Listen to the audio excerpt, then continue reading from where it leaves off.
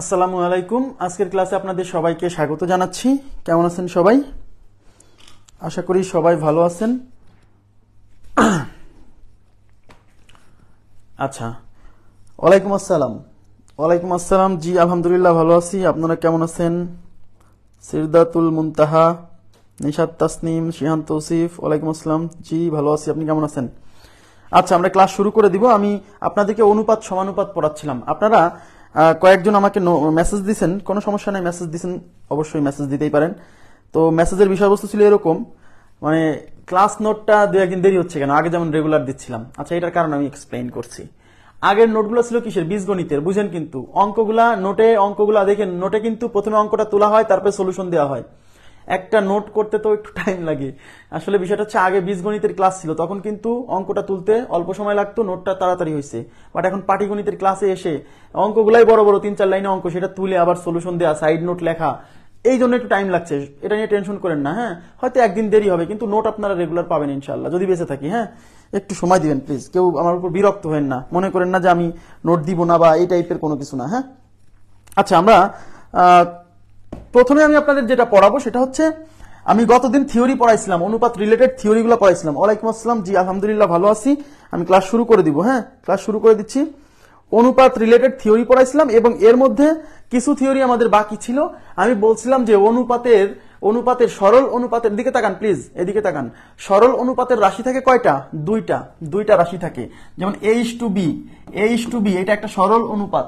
হ্যাঁ, এখানে এই যে অনুপাতের যে দুইটা রাশি না, এই অনুপাতের এই রাশি দুইটাকে অবশ্যই একই জাতীয় হতে হবে। Very very important point. অনুপাতের এই রাশি দুইটাকে একই জাতীয় হতে হবে। তাহলে অনুপাতের রাশি দুটিকে একই জাতীয় বলতে কি বোঝায়? এ যদি টাকা বোঝায়, তাহলে বি কেও টাকা বোঝাতে হবে। এ যদি বয়স বোঝায়, বি কেও বয়স বোঝাতে হবে। এ এবং বি এর বয়সের অনুপাত A:B, এ এবং বি এর টাকার অনুপাত A:B। আমি কি বুঝাইতে পারছি? তার মানে অনুপাতের যে রাশি দুইটা থাকে, এদেরকে অবশ্যই একই জাতীয় রাশি দুইটার অনুপাত হয়। টাকার সাথে বয়সের অনুপাত হবে না। আমি কথাটা বুঝাইতে পারছি? অনুপাতের রাশি দুটা কেমন হবে? একই জাতীয়। হয় দুইটাই টাকা, নাহলে দুইটাই বয়স, নাহলে দুইটাই দূরত্ব, মানে যাই হোক, দুইটা একই জাতীয় হবে। এই জন্য আচ্ছা, A:B মানে কি? A:B মানে হলো,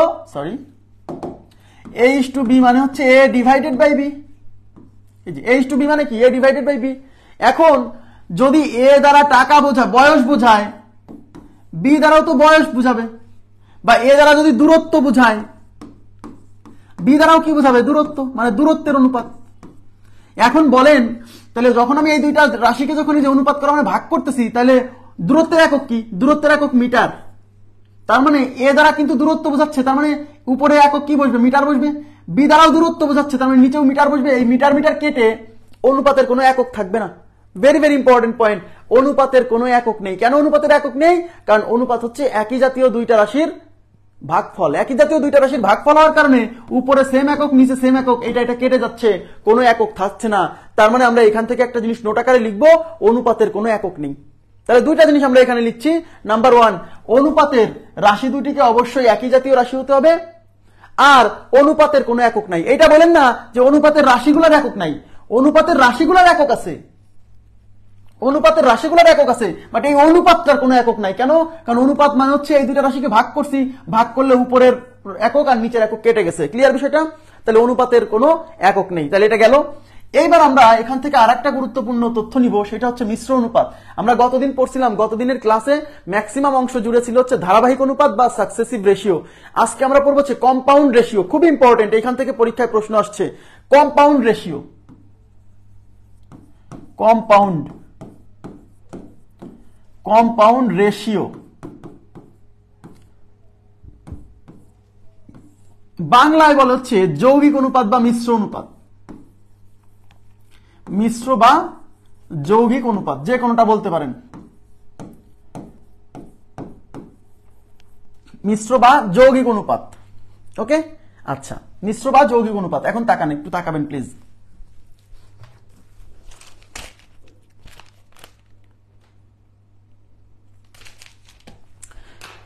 মিশ্র বা যৌগিক অনুপাত। আচ্ছা, ধরেন আপনার কাছে তিনটা অনুপাত আছে। 2:3 একটা অনুপাত, এটা একটা অনুপাত।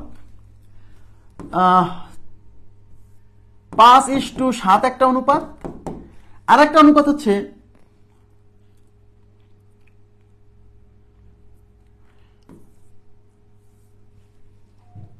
আচ্ছা 8:9 একটা অনুপাত। এই যে তিনটা অনুপাত দেখছেন, এদিকে তাকান, এই যে তিনটা অনুপাত দেখছেন না, এই তিনটা অনুপাতের প্রত্যেকটা অনুপাতের এই পূর্ব রাশিগুলোকে গুণ করতে হবে। এদিকে তাকান প্লিজ, এখানে যে তিনটা অনুপাত দেখছেন, অনুপাত 4টাও থাকতে পারে, ইভেন 2টাও থাকতে পারে, এই প্রত্যেকটা অনুপাতের এই পূর্ব রাশিগুলো গুণ করতে হবে। তাহলে এটার এই অনুপাতের পূর্ব রাশি 2, এই অনুপাতের পূর্ব রাশি 5, এই অনুপাতের পূর্ব রাশি 8, এই প্রত্যেকটা অনুপাতের পূর্ব রাশি গুণ করতে হবে। তাহলে এটা হচ্ছে 2 ইন্টু 5 ইন্টু হচ্ছে 8। ওকে, এইবার এই প্রত্যেকটা অনুপাতের এই উত্তর রাশি গুণ করতে হবে। তার মানে এই রাশির সাথে এই রাশি গুণ, তার মানে 3-এর সাথে 7 গুণ, 7-এর সাথে 9 গুণ, মাঝখানে এখন অনুপাত চিহ্ন দিয়ে দিব। এইবার এই গুণ ফল বসাই দিব। 5 8 40, 40 2 80। ওকে, 40 2 80, এখানে গুণ করেন 7 9 63, 63 গুণ 3। আচ্ছা 7 9 63, 63 গুণ হচ্ছে 3, 3 3 9, 3 6 18, 189। তাহলে এইগুলা গুণ করলে আসতেছে 189।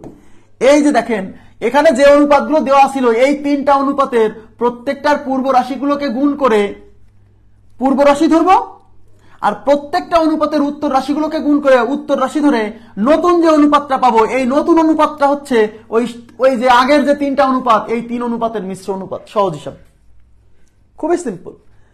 মানে কতগুলো অনুপাতের মিশ্র অনুপাত বলতে কি বোঝায় জানেন? সিম্পলি যদি বলি, এই সবগুলো অনুপাতের প্রথম রাশিগুলোকে গুণ করে আপনি পূর্ব রাশি ধরবেন, এই সবগুলো অনুপাতের পরের রাশি মানে উত্তর রাশিগুলোকে গুণ করে আপনি উত্তর রাশি ধরে নতুন যে অনুপাতটা তৈরি করলেন, এই নতুন অনুপাতটা হচ্ছে এই তিন অনুপাতের মিশ্র অনুপাত বা যৌগিক অনুপাত, আর ইংরেজিতে বলছে কম্পাউন্ড রেশিও। এটা পরীক্ষায় প্রচুর আসে, একদম সিম্পল টাইপ। তাহলে আবার বলছি, আপনাকে কি করতে হবে? ঠান্ডা লেগে গেছে আবার আপনাকে। আচ্ছা আমি আরেকটা এক্সাম্পল দিই। যদি বলে যে 3:5 ও 7:9, এই দুইটা অনুপাতের মিশ্র অনুপাত কত? এই দুইটার এদের মিশ্র অনুপাত কত?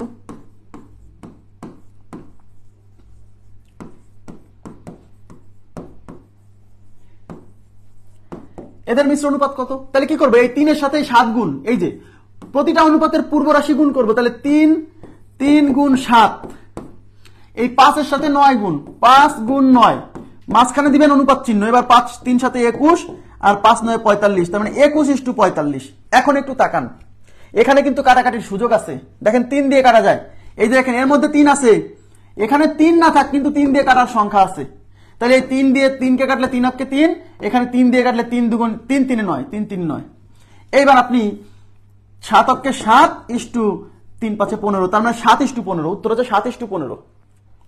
হ্যাঁ 21:45, এটা এই কথাটা সত্য, 21:45, বাট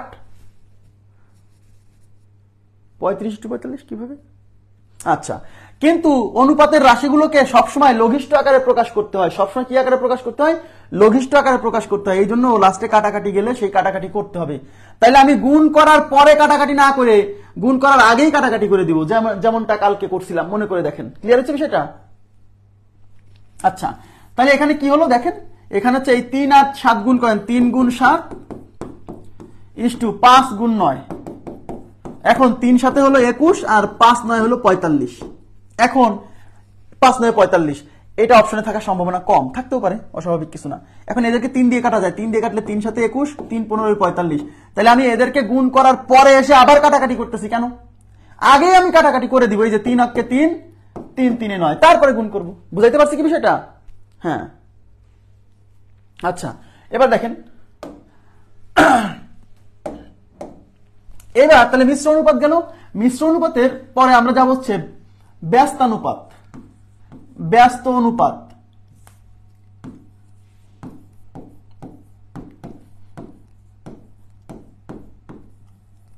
ব্যস্ত অনুপাত, ইনভার্স রেশিও। এই ব্যস্ত অনুপাতকে ইংরেজিতে বলে ইনভার্স রেশিও।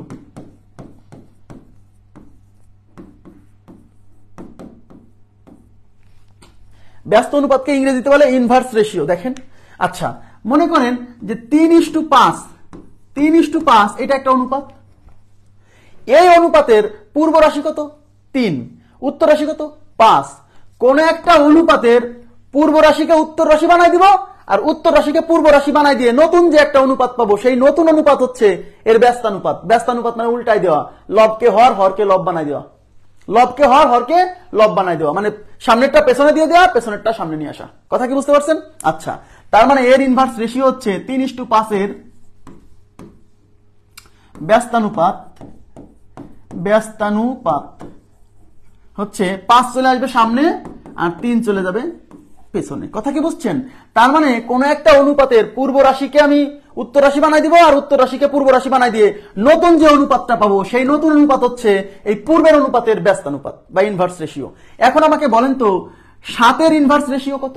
আমাকে বলেন তো 7 ইনভার্স রেশিও কত? 7 ইনভার্স রেশিও কত? আচ্ছা, আমি আর একটা ফোন নিতে হবে, আমাকে একটু সময় দেন। 7 ইনভার্স রেশিও,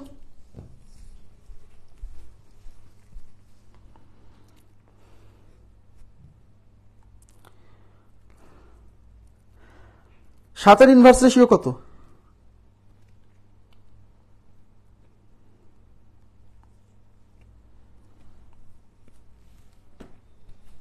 আচ্ছা, অনেকে উত্তর দিচ্ছেন যে 7 ইনভার্স রেশিও হচ্ছে 1/7। আচ্ছা, এই 7 এখন এটা আবার অনেকে বলে যে ভাই এটা আবার অনুপাত কোথায়? এটা একটা অনুপাত, কারণ এর নিচে কিছু নাই। এই 7 নিচে কিছু নাই মানে 1 আছে, তার মানে 7 মানে হলো 7:1। আমার কথা কি বুঝছেন? 7 মানে হলো 7:1। তাহলে এখন 7 তো অনেকে বলবে 7 তো কোনো অনুপাতই না। 7 একটা অনুপাত, কারণ 7 নিচে কিছু নাই মানে 1 আছে, তার মানে 7 মানে হলো 7:1। তাহলে এইটাকে যদি ইনভার্স করে দেন, এই 1 চলে আসবে সামনে, 7 চলে যাবে পিছনে, তার মানে 1:7। তার মানে 7 ইনভার্স রেশিও হচ্ছে 1:7। আশা করি বুঝতে পারছেন। তাহলে ব্যস্তানুপাত গেল। তাহলে এখন আপনাকে যদি কেউ বলে A:B এর ব্যস্তানুপাত কত? A:B এর ব্যস্তানুপাত হচ্ছে B:A বা B/A, কারণ B:A যা বোঝায় B/A তাই বোঝায়। ক্লিয়ার বিষয়টা? আচ্ছা, এবার ইনভার্স রেশিওর পরে আমি চলে যাচ্ছি দ্বিগুণানুপাত। খুবই গুরুত্বপূর্ণ জায়গায় চলে আসছি, দ্বিগুণানুপাত। দ্বিগুণানুপাত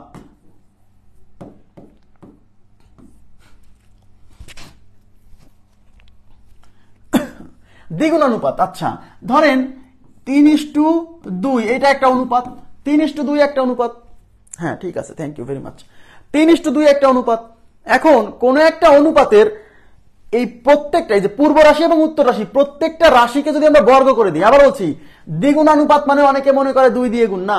দ্বিগুণানুপাত মানে হচ্ছে এই প্রত্যেকটা জিনিসকে 2 বার করে গুণ, মানে পাওয়ার 2 হবে, পাওয়ার 2 হবে, প্রত্যেকের পাওয়ার হবে 2। দ্বিগুণানুপাত, দ্বিগুণানুপাত মানে 2 দিয়ে গুণ না। দ্বিগুণানুপাত মানে হচ্ছে প্রত্যেককে বর্গ করা, পাওয়ার 2 হবে। তাহলে কোন একটা অনুপাতের এই প্রত্যেকটা রাশিকে যদি আমরা বর্গ করি, তাহলে একটা ফলাফল পাবো নিশ্চয়ই। তাহলে এই দুইজনের যদি বর্গ করি, তাহলে 3² কি 2², 3² কত 9, 2² কত 4।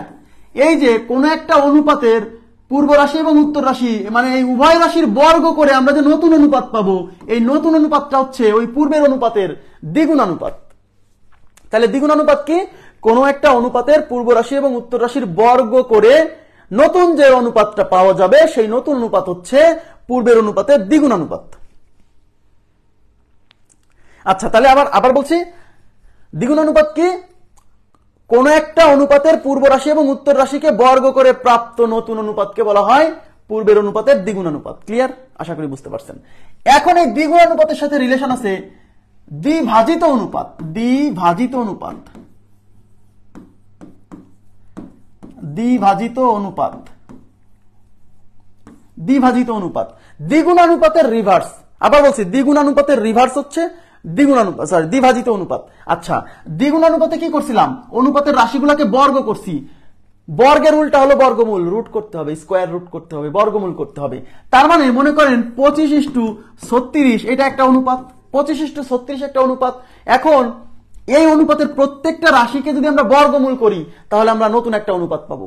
আচ্ছা, তাহলে 25-এর বর্গমূল করে দিবেন, 36-এর বর্গমূল করে দিবেন। 25-এর বর্গমূল কত? 5, 36-এর বর্গমূল 6। তাহলে এই যে নতুন অনুপাত পাইলাম না, বর্গমূল করার পরে যে নতুন অনুপাত পাইলাম, এই নতুন অনুপাতটা হচ্ছে ওই পূর্বের অনুপাতের দ্বিভাজিত অনুপাত। তাহলে দ্বিভাজিত অনুপাত কি? কোন একটা অনুপাতের উভয় রাশির বর্গমূল করে প্রাপ্ত নতুন অনুপাত হচ্ছে পূর্বের অনুপাতের দ্বিভাজিত অনুপাত। ক্লিয়ার বিষয়টা?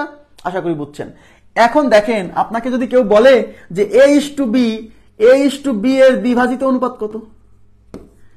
a:b এর দ্বিভাজিত অনুপাত, a:b এর দ্বিভাজিত অনুপাত কত? বলেন তো a:b এর দ্বিভাজিত অনুপাত, a:b এর দ্বিভাজিত অনুপাত।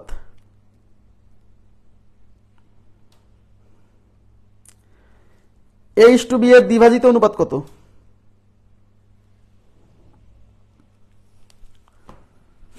আচ্ছা, a:b এর দ্বিভাজিত অনুপাত হচ্ছে আজকে রুট এ, বাংলায় লিখছে রুট এ। আচ্ছা, রুট নাই, কিবোর্ডে রুট নাই। আচ্ছা, এদের দুজনকে কি করতে হবে? বর্গমূল করে দিতে হবে। তাহলে এর বর্গমূল করলে হচ্ছে স্কয়ার রুট অফ এ, বির বর্গমূল করলে স্কয়ার রুট অফ বি, মাঝখানে দিয়ে দিব অনুপাত চিহ্ন।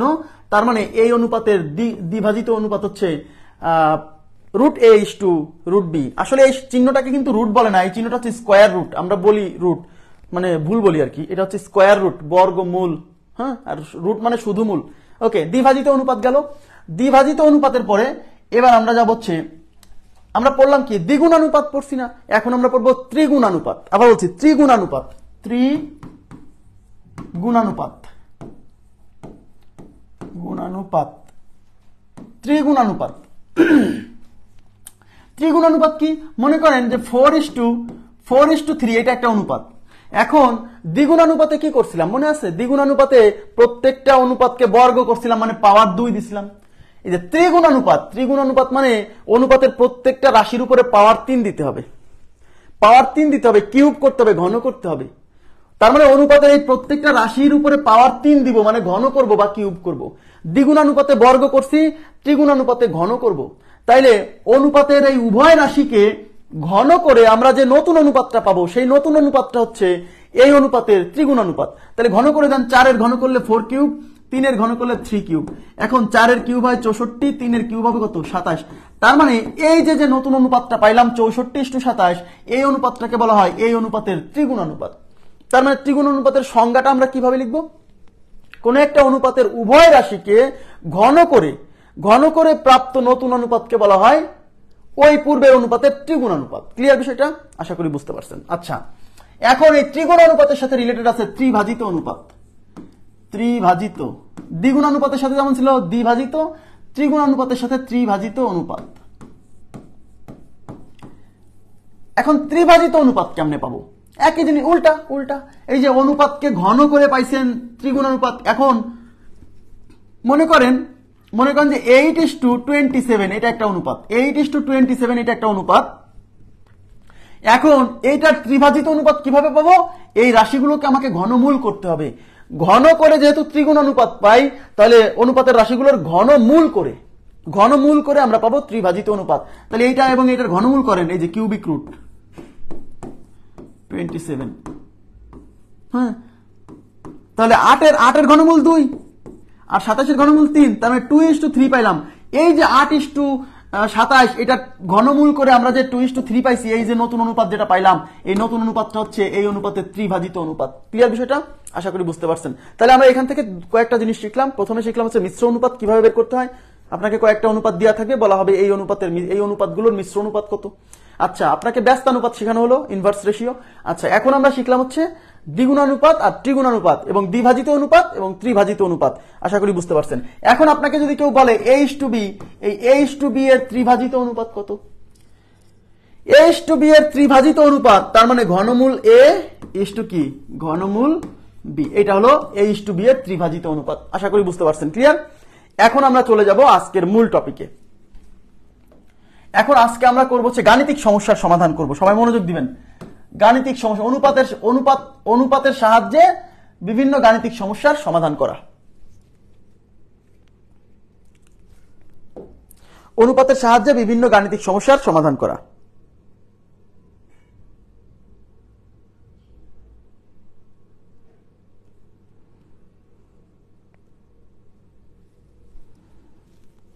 আচ্ছা, এখন বলছে কি একটি ত্রিভুজের 3টি কোণের অনুপাত 3:4:5।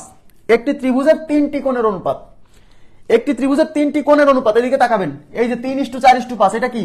এটা হলো একটা ত্রিভুজের 3 কোণের অনুপাত। এই যে দেখেন, এটা একটা ত্রিভুজ, এই ত্রিভুজ ধরেন এবিসি একটা ত্রিভুজ, ত্রিভুজের 3টা কোণ থাকে জানেন, এই একটা কোণ, এই একটা কোণ, এই একটা কোণ। এবং আমরা একটা জিনিস জানি যে ত্রিভুজের 3 কোণের সমষ্টি 180 ডিগ্রি, এটা আমাদের মুখস্থ, এটা একটা উপপাদ্য, আমরা জ্যামিতিতে যাই, এটা এগুলোর প্রমাণও দেখব। ত্রিভুজের 3 কোণের সমষ্টি কত? 180 ডিগ্রি। তার মানে এই কোণ, এই কোণ এবং এই কোণ, এই 3 কোণের যোগফল হবে 180। কিন্তু কোশ্চেনে আমাদের এই 3টা কোণের অনুপাত দেওয়া আছে। আমি আপনাকে অঙ্ক কিন্তু দুইভাবে সলভ করা শেখাবো, এদিকে তাকান, অঙ্কটা দুইভাবে সলভ করা শেখাবো। দুইভাবেই লিখিত পরীক্ষায় করা যাবে, এমসিকিউ পরীক্ষায় করা যাবে, বাট দুইটা নিয়মই আপনাকে শিখতে হবে। কারণ আছে, কিছু কিছু জায়গায় প্রথম নিয়মটা সহজে অ্যাপ্লাই করা যায়, কিছু কিছু জায়গায় দ্বিতীয় নিয়মটা সহজে অ্যাপ্লাই করা যায়, তাই দুইটা জানতে হচ্ছে, কিছু করার নাই। কথা কি বুঝছেন? এই জন্য আমাকে একটু 10টা মিনিট সময় দিবেন। এই 10 মিনিটে আমি অনুপাতের সাহায্যে বিভিন্ন মান বের করা, প্রকৃত মান বের করার বিষয়টা একটু এক্সপ্লেইন করব। হ্যাঁ, আমি জানি আপনার অঙ্কটা পারেন, সমস্যা নেই। তাহলে 3টা কোণের অনুপাত হচ্ছে 3:4:5। এই যে 3টা কোণের অনুপাত 3:4:5। এখন খেয়াল করেন, এখন আমরা একটা কাজ করব। আচ্ছা বলেন তো, এগুলা কি কোণ না কোণের অনুপাত? এগুলা কিন্তু কোণ না, কোণের অনুপাত। কিন্তু আমাকে কিন্তু বের করতে বলছে কোণগুলোর মান, কোণ 3টির মান ডিগ্রিতে প্রকাশ করুন। তবে কোণের মান বের করতে বলছে, প্রকৃত মান বের করতে বলছে কোণের, আর এগুলো দেওয়া আছে কোণের অনুপাত। এবার আমাকে বলেন তো, আপনাদের কি মনে আছে অনুপাতের রাশির সাথে গসাগু গুণ করলে সংখ্যাগুলো পাওয়া যায়? মনে আছে কিনা তাই বলেন। অনুপাতের রাশিগুলোকে গসাগু দিয়ে গুণ করলে সংখ্যা পাওয়া যায়, মনে করে দেখেন। তাহলে এই যে কোণ 3টা আছে, এই 3টা কোণের মান পেতে হলে এই অনুপাতের রাশিগুলোকে কিছু একটা দিয়ে গুণ করতে হবে, সেই কিছু একটা হলো গসাগু। তাই আমরা ধরে নিব, এদিকে তাকান, ধরি প্রথম কোণ ইজ ইকুয়াল টু 3x। এই যে 3 এর সাথে x গুণ করতে হবে, কারণ 3 তো অনুপাত, প্রকৃত সংখ্যা তো এদের সাথে গসাগু গুণ করার পরে পাবো আমরা। আচ্ছা, দ্বিতীয় কোণ আমি দেখাচ্ছি। দ্বিতীয় কোণ ইজ ইকুয়াল টু এই 4 এর সাথে x গুণ। তৃতীয় কোণ ইজ ইকুয়াল টু এই 5 এর সাথে x গুণ। এই দেখেন, অনুপাতের প্রত্যেকটা রাশির সাথে x সাধারণ রাশি গুণ করছি। কেন করছি? কারণ আমরা জানি এই অনুপাতের রাশিগুলোর সাথে গসাগু গুণ করলে ওই প্রকৃত সংখ্যা পাওয়া যাবে, মানে ওই কোণের মানগুলো পাওয়া যাবে। এখানে x হলো ওই যে এই যে 3টা কোণ না, এই কোণ 3টার গসাগু। আশা করি বুঝতে পারছেন। এত কিছু তো আপনারা জানেনই যে এই প্রত্যেকটা রাশির সাথে x গুণ করতে হয়। কেন গুণ করতে হয় এই বিষয়টা সম্পর্কে অনেকের ধারণা ছিল না, যে এই অনুপাতের রাশিগুলোর সাথে কেন আমরা x গুণ করি। কারণ প্রকৃত সংখ্যা, অনুপাত থেকে প্রকৃত সংখ্যা পেতে হলে অনুপাতের সাথে গসাগু গুণ করতে হয়। কথা কি বুঝছেন? আমরা লসাগু গসাগুতে পড়ছি কিন্তু। এবার দেখেন, এখন আমাদেরকে কি করতে হবে? এবার কিন্তু এটা কিন্তু এখন অনুপাত না, এটা কিন্তু এখন কোণের মান, কারণ অনুপাতের রাশির সাথে গসাগু গুণ করে দিছি। এটা কিন্তু এখন দ্বিতীয় কোণের মান, এটা কিন্তু তৃতীয় কোণের মান। আমরা সবাই জানি একটা ত্রিভুজের 3 কোণের সমষ্টি কত? 180 ডিগ্রি। তার মানে এই 3টা কোণ যোগ করলে হবে 180 ডিগ্রি। এটা হলো প্রশ্নমতে 3x plus 4x plus 5x, এই যে 3 কোণের সমষ্টি ইজ ইকুয়াল টু কত? 180। প্রশ্নে কিন্তু বলা নাই যে 3 কোণের সমষ্টি 180, এটা আপনার মুখস্থ থাকতে হবে। এখন এই 3x আর 4x, 7x এর সাথে 5x যোগ করলে হচ্ছে 12x। তার মানে এই পাশে থাকতেছে 12x ইজ ইকুয়াল টু, এই পাশে থাকতেছে 180। এখন আমরা x এর মান বের করব। কেন জানেন? কারণ আমাকে এই কোণগুলোর মান যদি বের করতে হয়, এই x এর মান না জানলে তো আমি কোণের মান বের করতে পারবো না। তাই এখান থেকে ওই x এর মান বের করে এইগুলোতে বসালে উত্তর চলে আসবে। কথা কি বুঝতে পারছেন? তাহলে এখন আমরা কি করব? এই x রেখে দিব, 12 এই পাশে গুণ আছে, ওই পাশে যে ভাগ হবে, আমি এই পাশে সলভ করছি। তাহলে x থাকবে এই পাশে, আর ওই পাশে আছে 180, আর 12 এই পাশে গুণ ছিল, ওই পাশে যে ভাগ হবে। দেখেন 12 দিয়ে কাটলে 12 কে 12, দেখেন 18 এর মধ্যে 12 একবার যায়, থাকে 6, 6 এর পরে শূন্য কত? 60, 60 কে 12 দিয়ে কাটলে 5 12 তে 60। তার মানে x এর মান 15। তার মানে এটা কিন্তু উত্তর না, কেবল x এর মান বের হইছে, আর আমার কোণগুলোর মান হচ্ছে 3x 4x আর 5x। তাহলে এখন আমরা কি করব? এই x এর মান এখন এখানে বসাই দিব, এখানে বসাই দিব, এখানে বসাই দিব। অতএব কোণ 3টি,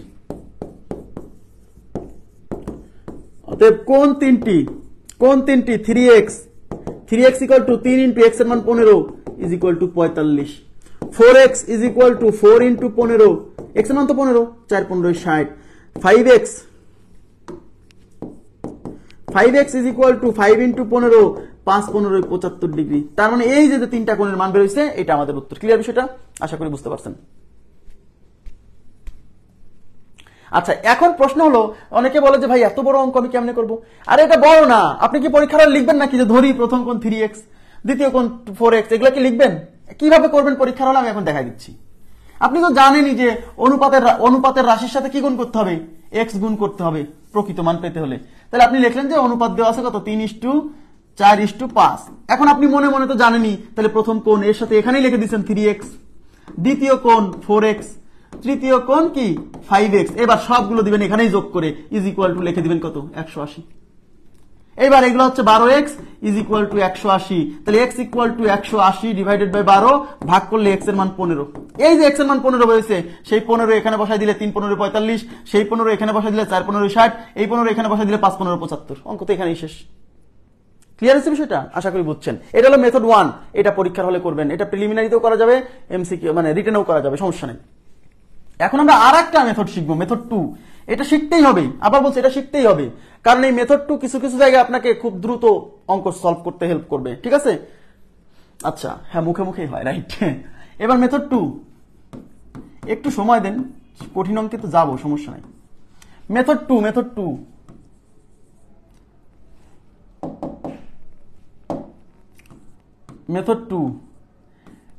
2 হচ্ছে, এদিকে তাকান, আপনাকে যখন প্রথম কোণ বের করবে, এদিকে তাকান, প্রথম কোণ বের করবেন, এদিকে তাকান প্লিজ।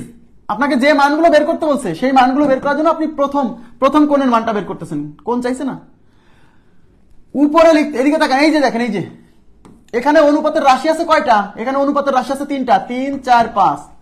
আপনাকে যে কাজটা করতে হবে, প্রথমে এই অঙ্ক করার সময় দ্বিতীয় মেথডে সবসময় অনুপাতের রাশিগুলোর যোগফল লাগবে, সবসময় অনুপাতের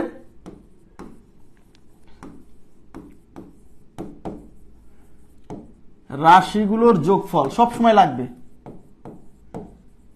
অনুপাতের রাশি মানে যে এদের যোগফল, তার মানে 3 + 4 + 5, 3, 4, 7, 5, 12। এই অনুপাতের রাশিগুলোর যোগফল আপনার লাগবে, তাই আমি ওটা বের করে রাখলাম আগে। কেন লাগবে আমি বুঝাবো, টেনশন করেন না, আগে বোঝেন। আচ্ছা, এখন আমাকে বলেন, আমাকে তো এখন বের করতে বলছে প্রথম কোণ, দ্বিতীয় কোণ, তৃতীয় কোণ, তাই না? আমাদের অনুপাত আছে কত 3:4:5। এবার আমি প্রথম অনুপাতের রাশিগুলোর যোগফল খালি লাগবে, একটু বের করে রাখলেন। এখন আমি লিখবো প্রথম কোণ ইজ ইকুয়াল টু, এই দাগ দিবেন, এদিকে তাকান, ইকুয়াল সাইনের মাঝখানে দাগ দিবেন, উপরে লিখবেন যে কোণের মান বের করতে, মানে যে রাশির মানটা বের করতেছেন সেই অনুপাতটা উপরে থাকবে। এদিকে তাকান প্লিজ, যে রাশির মানটা বের করতেছেন সেই অনুপাতের সেই রাশিটা উপরে থাকবে এই ভগ্নাংশের। কেন এরকম হয় আমি বুঝাবো। যে রাশির মানটা বের করবেন সেই অনুপাতের সেই রাশিটা উপরে থাকবে। তাহলে আমরা বের করতেছি প্রথম কোণ, তাহলে এই অনুপাতের এই প্রথম রাশিটা উপরে থাকবে। যে রাশির মান বের করবেন অনুপাতের সেই রাশিটা উপরে থাকবে। তাহলে প্রথম কোণের মান বের করতেছি, তাহলে অনুপাতের এই প্রথম রাশি 3, এটা থাকবে উপরে, আর নিচে হবে সবসময় অনুপাতের রাশিগুলোর যোগফল। যে রাশির মানই বের করেন নিচে হবে অনুপাতের রাশিগুলোর যোগফল, এই যে 12। এইবার দিবেন গুণ, ওই গুণ দিবেন হচ্ছে আপনি যে মানগুলো বের করতেছেন সেই মানগুলোর টোটাল পরিমাণ কত। আপনি এখানে কি বের করতেছেন, কোণ না, তাহলে কোণগুলোর টোটাল পরিমাণ, ত্রিভুজের ক্ষেত্রে কোণের টোটাল পরিমাণ কত 180 ডিগ্রি, তাই এই 180 দিয়ে এখানে গুণ। এইবার কাটাকাটি করতে হবে, তাহলে 12 দিয়ে 18 মধ্যে যায় একবার, হাতে হচ্ছে কত 6, 6 পরে 0 মানে 60, তাহলে 5 12 60, তাহলে এই 3 দিয়ে 15কে গুণ করলে 3 15 45, তাহলে আমাদের প্রথম কোণের মান চলে আসলো 45। তাহলে এটা কি করতে হবে, যে রাশির মানটা বের করতেছেন অনুপাতের সেই রাশিটা যাবে উপরে, নিচে অনুপাতের যোগফল সবসময়, এই নিচে কিন্তু সবসময় অনুপাতের যোগফল, ইনটু হচ্ছে মোট পরিমাণ। আবার বলছি, ইনটু হচ্ছে মোট পরিমাণ, মানে এখানে যে জিনিসটা আমি বের করতে চাচ্ছি সেই জিনিসগুলো মিলে মোট পরিমাণ কত। আচ্ছা, এবার দ্বিতীয় কোণ, একটু তাকাবেন, দ্বিতীয় কোণ। তাইলে এখন দ্বিতীয় কোণ বের করার সময় অনুপাতের এই দ্বিতীয় রাশি যাবে উপরে, মানে 4 যাবে উপরে, আর নিচে হলো এই অনুপাতের রাশিগুলোর যোগফল, মানে 12। সবসময় নিচে সবসময় অনুপাতের রাশিগুলোর যোগফল, ইনটু এখানে হলো মোট পরিমাণ 180 ডিগ্রি। এই 12 দিয়ে 180 যাবে 15 বার, এই 15 দিয়ে 4কে কাটলে যাবে 4 15 60 বার। ক্লিয়ার? এবার তৃতীয় কোণ যখন বের করবেন তখন অনুপাতের এই তৃতীয় রাশিটা যাবে উপরে 5, আর নিচে হচ্ছে অনুপাতের রাশিগুলোর যোগফল ইনটু কোণগুলোর মোট পরিমাণ 180 ডিগ্রি। এই 12 দিয়ে 180 কে 15 বার, 5 15 কত 75 ডিগ্রি, 75 ডিগ্রি। ক্লিয়ার বিষয়টা? আশা করি বুঝতে পারছেন। ক্লিয়ার হয়েছে না? আচ্ছা, এখন অনেকে আমাকে জিজ্ঞাসা করে, তাহলে আবার বলছি, যখন আপনি অনুপাত দেওয়া থাকবে আর আপনি মোট পরিমাণ মানে জিনিসগুলোর মান কত এগুলো কিন্তু অনুপাত, আর কোনগুলোর অ্যাকচুয়াল মান কত। কোন না, সেটা হতে পারে টাকা, হতে পারে অন্য কিছু। যখন বের করবেন তখন আপনার কাজ হলো যা যা যে রাশির মানটা বের করবেন অনুপাতের সেই রাশিটা যাবে উপরে, নিচে অনুপাতের রাশিগুলোর যোগফল ইনটু দিবেন হচ্ছে যে জিনিসটা ভাগ বাটোয়ারা হচ্ছে, মানে যে জিনিসটার মানে মোট যে পরিমাণটা এখানে যেটা বের করতেছি সেই জিনিসটা মিলে সবগুলো মিলে মোট পরিমাণ কত সেটা ওখানে বসাই দিতে হবে। এবার তাকান, এখন এরকম কেন হলো? অনেকে বলে যে ভাই এরকম কেন হলো, এটা বুঝতে চায়। আচ্ছা দেখেন এদিকে তাকান, 3:4:5, এই তিনটা কি? এই তিনটা হচ্ছে ত্রিভুজের তিন কোণের অনুপাতের মান। কোণের মান না কিন্তু, এদিকে তাকান, কোণের মান না, কোণের মানের অনুপাত এরকম। এখন এই রাশিগুলো যোগ করি, এদিকে তাকান, এই রাশিগুলো যোগ করি, তাহলে 3 + 4 + 5, 3 আর 4 7 5 12, এদের যোগফল 12। আচ্ছা আমাকে বলেন তো, তিন কোণের মান, এই তিন কোণের সমষ্টি যদি 12 হয় তাহলে প্রথম কোণ 3 বলা যায় কিনা? তিন কোণের সমষ্টি মানে তিন কোণ মিলে যদি 12 হয় তাহলে প্রথম কোণ 3। তাহলে তিন কোণ মিলে যদি 1 হয় তাহলে প্রথম কোণ কত, আর তিন কোণ মিলে যদি 180 ডিগ্রি হয় তাহলে প্রথম কোণ কত? ঐকিক নিয়মের সাহায্যে ওই সূত্র আসছে। তাহলে আমি কি বলতে পারি এই 12 মানে এই তিন কোণের অনুপাতের যোগফল? তাহলে আমি যদি বলি যে তিন কোণের সমষ্টি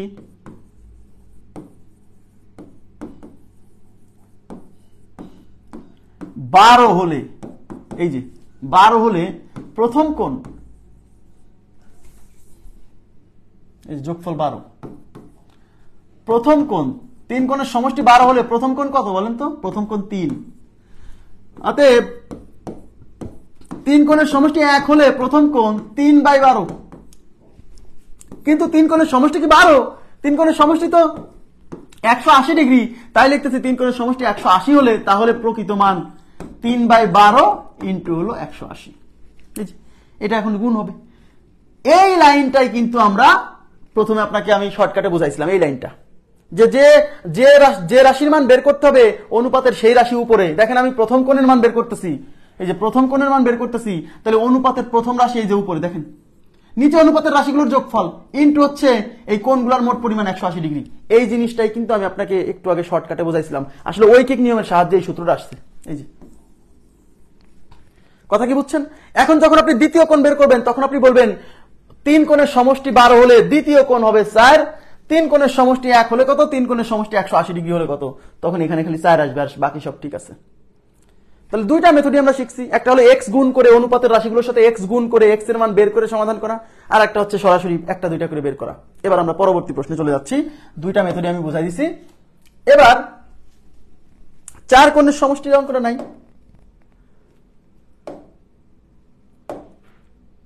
আচ্ছা দেখেন, আপনাকে যদি বলে চতুর্ভুজের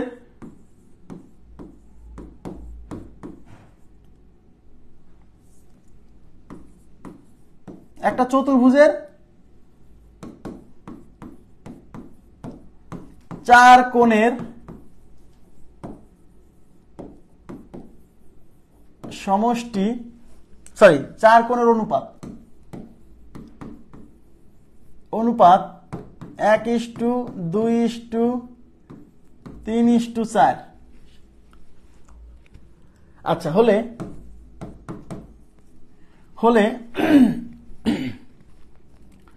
বৃহত্তম কোণ ও ক্ষুদ্রতম কোণের পার্থক্য, ক্ষুদ্রতম কোণের পার্থক্য কত? অনেক কিছুই আসতে পারে। আচ্ছা এখানে কিন্তু বলছে কেমন, একটি চতুর্ভুজের চারটি কোণের অনুপাত। ত্রিভুজের যেমন 3 কোণ থাকে, চতুর্ভুজের থাকে কয় কোণ? 4 কোণ। এই 4 কোণের অনুপাত দেওয়া আছে কত?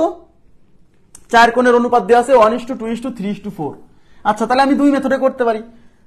আচ্ছা আমি এখন অনুপাতের রাশিগুলোর যোগফল, এদের যোগফল করেন, তাহলে 1+2+3+4, 4 আর 3 7 আর 2 9 আর 1 10, এদের যোগফল 10। Okay fine. এখন কি চাইছে বলেন তো? বৃহত্তম কোণ আর ক্ষুদ্রতম কোণের পার্থক্য। তার মানে বৃহত্তম কোণ মানে এই যে 4 অনুপাতেরটা, আর ক্ষুদ্রতম কোণ মানে এই 1 অনুপাতেরটা। তাহলে আমাকে এখানে দুইটা কোণ বের করতে হবে, সবগুলো না, বৃহত্তম কোণটা আর ক্ষুদ্রতম কোণটা। তাহলে আমরা বৃহত্তম কোণ বের করে ফেলি। বৃহত্তম কোণ, আবার বলছি, যে কোণের মান বের করতে হয় সেই কোণের অনুপাতটা উপরে দিতে হয়। বৃহত্তম কোণ মানে কোন অনুপাত? এই 4 অনুপাত, তাহলে 4 যাবে উপরে। আর নিচে অনুপাতের রাশিগুলোর যোগফল, অনুপাতের রাশিগুলো যে 10 যোগফল ইনটু এই ত্রিভুজ চতুর্ভুজের ক্ষেত্রে 4 কোণ মিলে হলো 360 ডিগ্রি। ত্রিভুজের 3 কোণের সমষ্টি যেমন 180 ডিগ্রি, এখানে তো চতুর্ভুজ বলছে, চতুর্ভুজের 4 কোণের সমষ্টি 360 ডিগ্রি, তাই এখানে 360 ডিগ্রি দিয়ে গুণ। এই 10 দিয়ে এটা ক্যান্সেল, তাহলে 4 6 24 4 হাতে কত 2, 3 4 12 2 14, 144 ডিগ্রি, এটা হচ্ছে বৃহত্তম কোণ। এবার ক্ষুদ্রতম কোণ বের করব।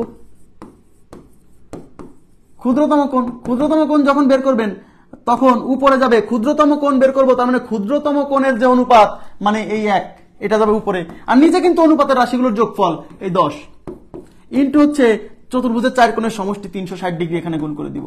এই শুনে ক্যান্সেল, তাহলে এখানে থাকলো 36 ডিগ্রি, তাহলে প্রথম কোণটা 36, ক্ষুদ্রতম কোণটা 36 ডিগ্রি। এইবার অঙ্কে চাইছে বৃহত্তম কোণ এবং ক্ষুদ্রতম কোণের পার্থক্য, তার মানে আমাকে 144 থেকে 36 বিয়োগ করতে হবে, তাহলে লিখবো অতএব বৃহত্তম কোণ এবং ক্ষুদ্রতম কোণের পার্থক্য হচ্ছে 144 minus 36 is equal two 108 degree, তাহলে আমাদের উত্তর হচ্ছে 108 ডিগ্রি। ক্লিয়ার বিষয়টা? জি, সবাই উত্তর দিয়েছেন 108 ডিগ্রি। আচ্ছা, এখানে অনুপাতের সাথে x ধরে করলেও হবে, কোনো সমস্যা নাই, দেখেন। আচ্ছা, অনুপাতের রাশিগুলো কি কি ছিল? অনুপাতের রাশিগুলো ছিল হচ্ছে 1:2:3:4। তাহলে আমি ধরে নিচ্ছি প্রথম কোণ হচ্ছে x, দ্বিতীয় কোণ 2x, x গুণ তৃতীয় কোণ 3x, চতুর্থ কোণ হচ্ছে 4x। এবার প্রশ্ন মতে এই সবগুলো কোণের যোগফল হচ্ছে 360, তাহলে প্রশ্ন মতে x plus 2x plus 3x plus 4x is equal two 360।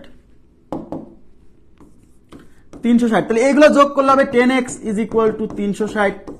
এই শূন্য দিয়ে এই শূন্য কাটা, তাহলে x is equal two 36। Okay fine, থাকে এখানে 36। এবার কি চাইছে বলেন তো? আমার চাইছে বৃহত্তম কোণ এবং ক্ষুদ্রতম কোণের পার্থক্য, তাহলে বৃহত্তম কোণ 4x আর ক্ষুদ্রতম কোণ x, তাহলে অতএব বৃহত্তম কোণ ও ক্ষুদ্রতম কোণের পার্থক্য is equal two 4x minus x, মানে আগে আমি এগুলো বিয়োগ করে আগে মান বের করে তারপর x এর মান বসান, তাও হবে। তাহলে 4x মাইনাস x মানে 3x। এইবার x এর মান বসান, x এর মান 36, 3 6 18, 3 3 9 1 10, 108 ডিগ্রি। ক্লিয়ার বিষয়টা? আশা করি বুঝতে পারছেন। ওকে, এবার আমি চলে যাচ্ছি পরবর্তী প্রশ্নে। পরবর্তী প্রশ্নে কি বলছে দেখেন।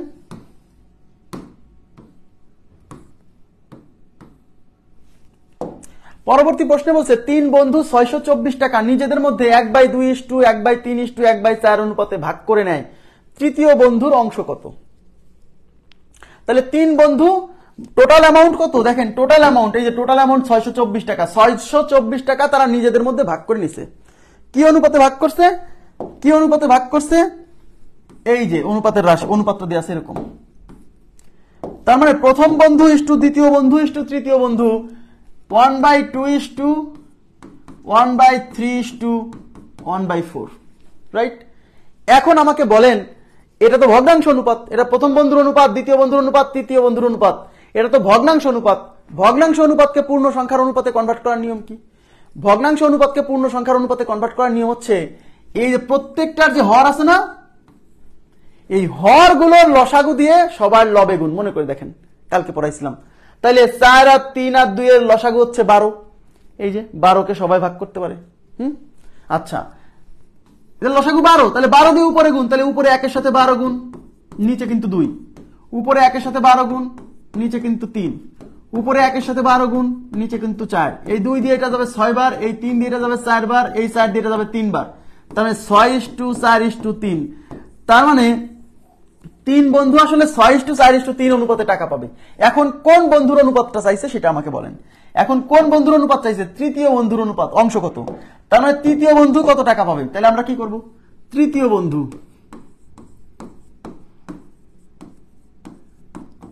বন্ধু পাবে, আচ্ছা যারটা বের করব সেই অনুপাত উপরে, তাহলে তৃতীয় বন্ধুটা বের করতেছি, তার মানে তৃতীয় বন্ধুর অনুপাতের রাশি হলো এই যে 3, এই 3 যাবে উপরে, আর নিচে হচ্ছে অনুপাতের রাশিগুলোর যোগফল, মানে এদের যোগফল 6 আর 4 10 আর 3 13। Okay fine.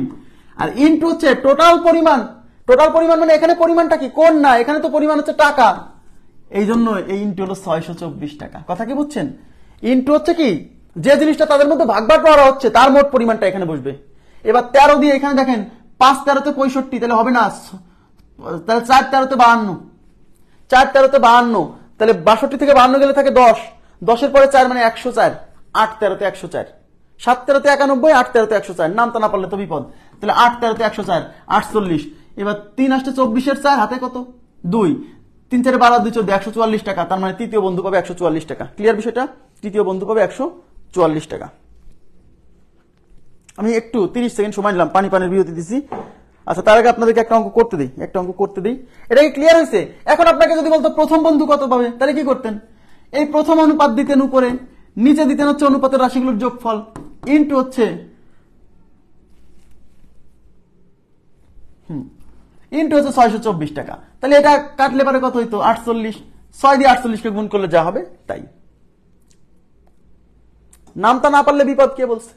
এই যে 13 দিয়ে 4 13 বানান, নামটা যদি কিছুই না পারেন তাহলে তো বিপদ। আমি মানুষকে সাজেশন দিই 19 পর্যন্ত, মিনিমাম 19 পর্যন্ত নামটা জানতে হবে, মিনিমাম 19 পর্যন্ত নামটা জানতে হবে। ছোটবেলা যা যা ফাঁকি দিচ্ছেন এখন এসে আপনাকে তাই আপনাকে যন্ত্রণা দিবে, যা যা ফাঁকি দিচ্ছেন। এবার দেখেন নেক্সট,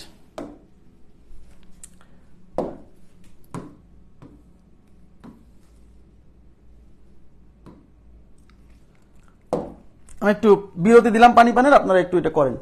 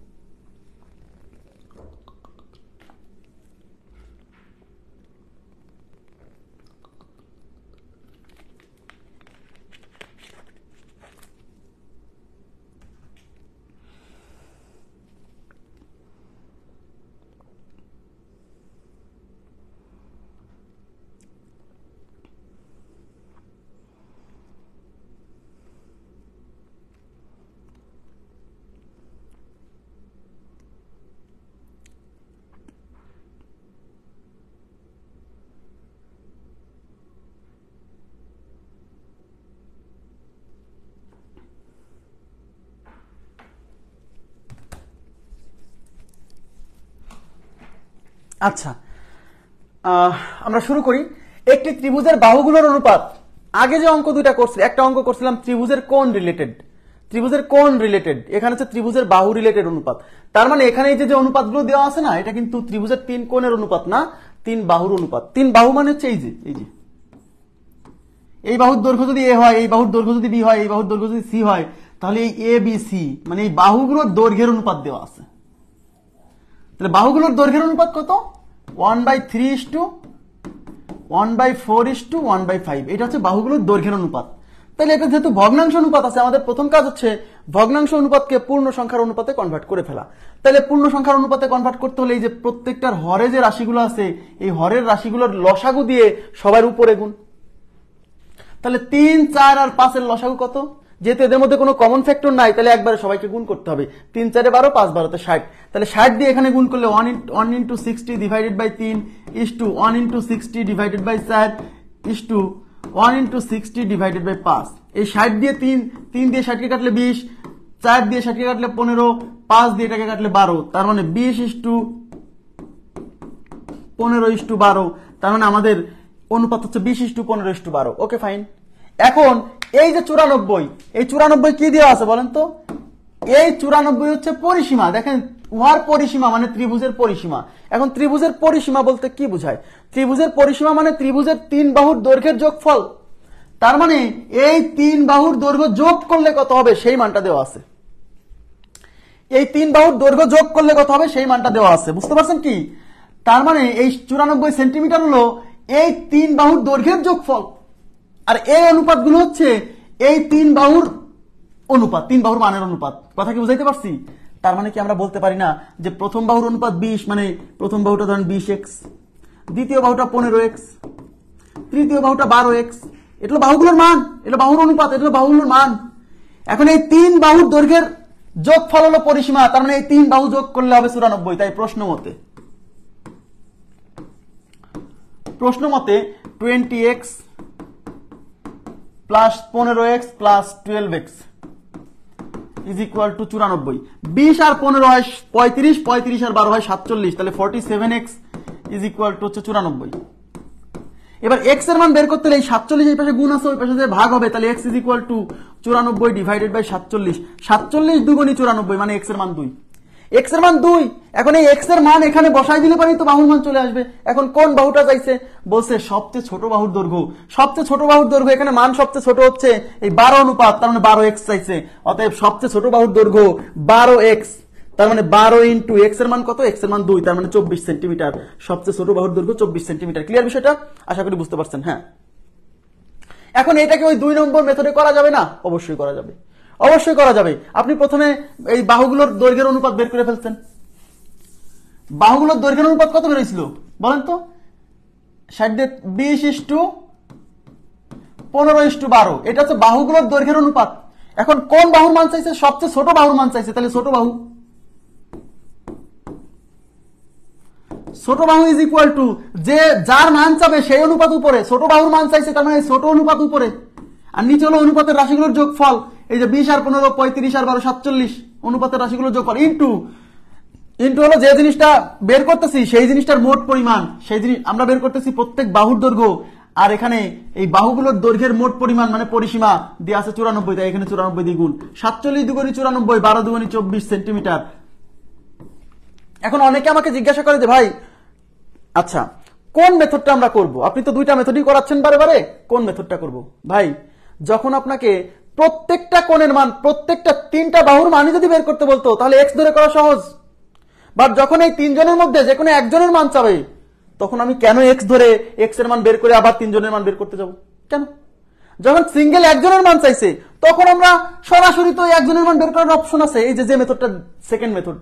আর যখন সবার মান চাবে তখন এক্স ধরে করা সহজ, আর যখন সবার মান না চায় একজনের মান চায় তখন এক্স ধরা উচিত না। ধরলে তো সমস্যা নাই, অঙ্ক তো হচ্ছে, তাই কি না? আচ্ছা, এবার আমরা চলে যাচ্ছি পরবর্তী প্রশ্নে। আচ্ছা, আমাদের পরবর্তী প্রশ্নে কি বলছে সবাই একটু তাকাবেন প্লিজ। আমাদের পরবর্তী প্রশ্নে বলছে যে এ ও বি এর টাকার অনুপাত। ওকে ফাইন, এ ও বি এর টাকার অনুপাত হচ্ছে 4:5। এ ও বি দুজন ব্যক্তি, এদের টাকার অনুপাত 4:5। বি ও সি এর টাকার অনুপাত হচ্ছে 2:3। Okay fine. যদি এ এর কাছে 8,000 টাকা থাকে তাহলে সি এর কাছে কত টাকা আছে? সবাই একটু মনোযোগ দিবেন প্লিজ। এই যে দেখেন এখানে কিন্তু এখানে পার্সন হচ্ছে 3 জন, এ বি এবং সি, বাট এ বি সি এর ধারাবাহিক অনুপাতটা দেওয়া নাই। এইবার কিন্তু অঙ্ক মানে এখন ধারাবাহিক অনুপাতটা প্রস্তুত করে নিতে হবে। দেখেন আমি এ এবং বি এর অনুপাত কত দিয়ে আছে? 4:5। বি এবং সি এর অনুপাত কত দিয়ে আছে? 2:3। প্রথম কাজ হচ্ছে আপনার এই দুইটা অনুপাতকে ব্যবহার করে এ বি সি এর ধারাবাহিক অনুপাত প্রস্তুত করা। এ বি সি না হলে তো হবে না। তাহলে এর মান 4, বির মান 5, বির মান 2, সির মান 3, এই ফাঁকা জায়গায় বসবে 5, এই ফাঁকা জায়গায় বসবে 2, 4 দুগুণী 8, 5 দুগুণী 10, 3 5 15। বুঝে গেছেন? তার মানে a is to b is to c is equal to 8:10:15। Clear? 8:10:15। তার মানে এ পাবে 8 অনুপাতে টাকা, বি পাবে 10 অনুপাতে টাকা, সি পাবে 15 অনুপাতে টাকা। তাহলে আমি কি বলতে পারি যে ধরি এ পায় হচ্ছে এইটা, এখন এদের সাথে এক্স গুণ করবো না? এই যে অনুপাত পেয়ে গেছি, এ বি সি এর ধারাবাহিক অনুপাত পেয়ে গেছি, এবার কি আমি এদের সাথে এক্স গুণ করবো না? তাহলে ধরে নিচ্ছি যে এ পাবে 8x টাকা, এই যে 8 এর সাথে এক্স গুণ, বি পাবে 10x টাকা, সি পাবে হচ্ছে 15x টাকা। এইবার আমাকে বলেন অ্যামাউন্ট কার দেওয়া আছে? এই যে 8,000 টাকা কার? এর টাকা। এই এর টাকা হচ্ছে 8,000, তার মানে এর টাকা এখানে কত? 8x। তার মানে এই 8,000টা আসলে 8x এর সমান। আমার কথা বুঝেন? এবার কিন্তু এই তিনটার যোগফল 8,000 না। যদি বলতো তাদের কাছে মোট এত টাকা আছে তাহলে এই 3 জনের যোগফল হতো ওই টাকাটা, বাট এখানে 8,000 টাকাটা হলো এর টাকা, আর এখানে এর টাকা হচ্ছে 8x, তার মানে এই 8x ইজ ইকুয়াল টু 8,000 প্রশ্ন মতে। 8x is equal to 8,000। এই 8 দিয়ে পাশে ভাগ করলে x is equal to 8,000 divided by 8, 1,000। তার মানে x এর মান 1,000, x এর মান 1,000। এখন x এর মান বের করে ফেলছি মানে যার মানে এখন বের করতে বলুক আমরা বের করে ফেলতে পারবো। কথা কি বুঝতে পারছি? এখন বলেন সির টাকা চাইছে সি এর টাকা, যে সির কাছে কত টাকা থাকবে? সি মানে কোন অনুপাত? সি মানে 15 অনুপাত, মানে সির কাছে হচ্ছে 15x টাকা। তাহলে অতএব সির কাছে সি পাবে 15x, 15x, x এর মান বের করছেন 1000, 1000 দিয়ে গুণ, তার মানে 15000 টাকা। আমার কথা কি বোঝা গেছে? 15000 টাকা, খুবই সিম্পল। এবার দেখেন, এবার কিন্তু ওই যে সেকেন্ড মেথডে করতে গেলে ঝামেলা হবে, করা যাবে, এবার ঝামেলা হবে। এক্স ধরে করা সহজ, এই জন্য দুই মেথডই আমি আপনাকে শিখতে বলছি, কোনো মেথডকে অবহেলা করতে বলি নাই। ক্লিয়ার হয়েছে কিনা বলেন? 15x টাকা, তাহলে এক্স এর মান, আগে এক্স এর মান বের করতেছি, এক্স এর, কারণ সি পাবে 15x টাকা, তাহলে সি এর অ্যামাউন্টটা যদি বের করতে চান এক্স এর মান লাগবে। ওই এক্স এর মান বের করার জন্য নিশ্চয়ই কোনো না কোনো হিন্টস আছে। হিন্টস আছে হচ্ছে 8 টাকা 8000, তাহলে 8 টাকাতে 8x, তাহলে 8x আর 8000 একই জিনিস, তাহলে 8x = 8000, এখান থেকে x বেরোবে, সেই x এর মান এখানে বসাই দিলাম, অঙ্ক হয়ে গেল, শেষ। ওকে, নেক্সট কোশ্চেনে চলে যাচ্ছি। নেক্সটে কি বলছে?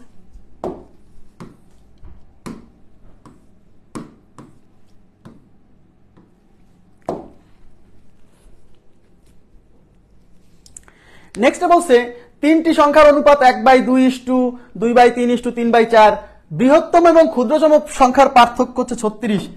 বৃহত্তম এবং ক্ষুদ্রতম সংখ্যার পার্থক্য 36, তার মানে এই 36 কিন্তু বৃহত্তম এবং ক্ষুদ্রতম সংখ্যার পার্থক্য, মানে বিয়োগফল। বৃহত্তম এবং ক্ষুদ্রতম সংখ্যার বিয়োগফল হচ্ছে 36।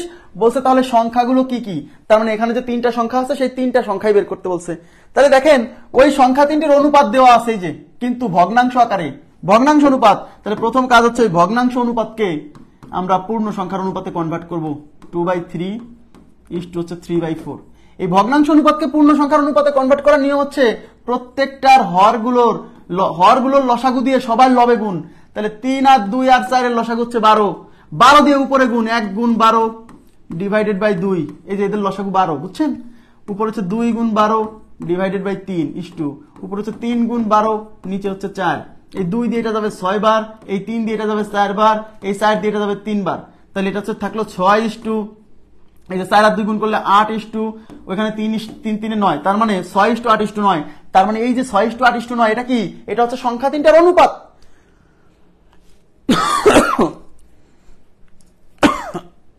সংখ্যা তিনটার অনুপাত 6:8:9। তাহলে কি আমি বলতে পারি যে প্রথম সংখ্যাটা 6x, দ্বিতীয় সংখ্যাটা 8x, তৃতীয় সংখ্যাটা 9x, ধরা যায়, x গুণ করে দিলাম। এইবার অঙ্কে বলছে বৃহত্তম এবং ক্ষুদ্রতম সংখ্যার পার্থক্য 36। এখানে বৃহত্তম সংখ্যা মানে 9x, ক্ষুদ্রতম সংখ্যা মানে 6x। প্রশ্ন মতে 9x - 6x = 36। কথা কি বুঝছেন? তাহলে প্রশ্ন মতে 9x - 6x = 36। 9x থেকে 6x গেলে থাকবে 3x = 36। এবার x রেখে দিব, 3 দিয়ে পাশে ভাগ করব, তাহলে x = 36 divided by 3, x = 12। x এর ভ্যালু আমরা 12 পেয়ে গেছি। অঙ্কে চাইছে কি? অঙ্কে চাইছে সংখ্যাগুলো কি কি, মানে এইটাও চাইছে, এইটাও চাইছে, এইটাও চাইছে। তাহলে একটা সংখ্যা হচ্ছে 6x, তাহলে x এর মান যদি 12 হয়, এই 12 যদি এই যে 6 এর সাথে গুণ হলে 6 12 72, এখানে x এর মান 12 বসালে 8 12 96, এখানে x এর মান 12 বসালে 9 12 108। ক্লিয়ার? তাহলে অতএব সংখ্যাগুলো 6x = 6 × 12 = 6 12 72, 8x = 8 × 12 8 12 96, 9x = 9 × 12 9 12 108। এই হলো কোন তিনটার মান? আশা করি, সরি কোন তো না, কি বলে, সংখ্যা তিনটার মান। 12 আসলো কিভাবে? 12 আসলো কিভাবে? এই যে এই পাশে 3 গুণ ছিল, এই 3 এই পাশে ভাগ হবে, 3 12 36, বলে 12 আসলো কিভাবে?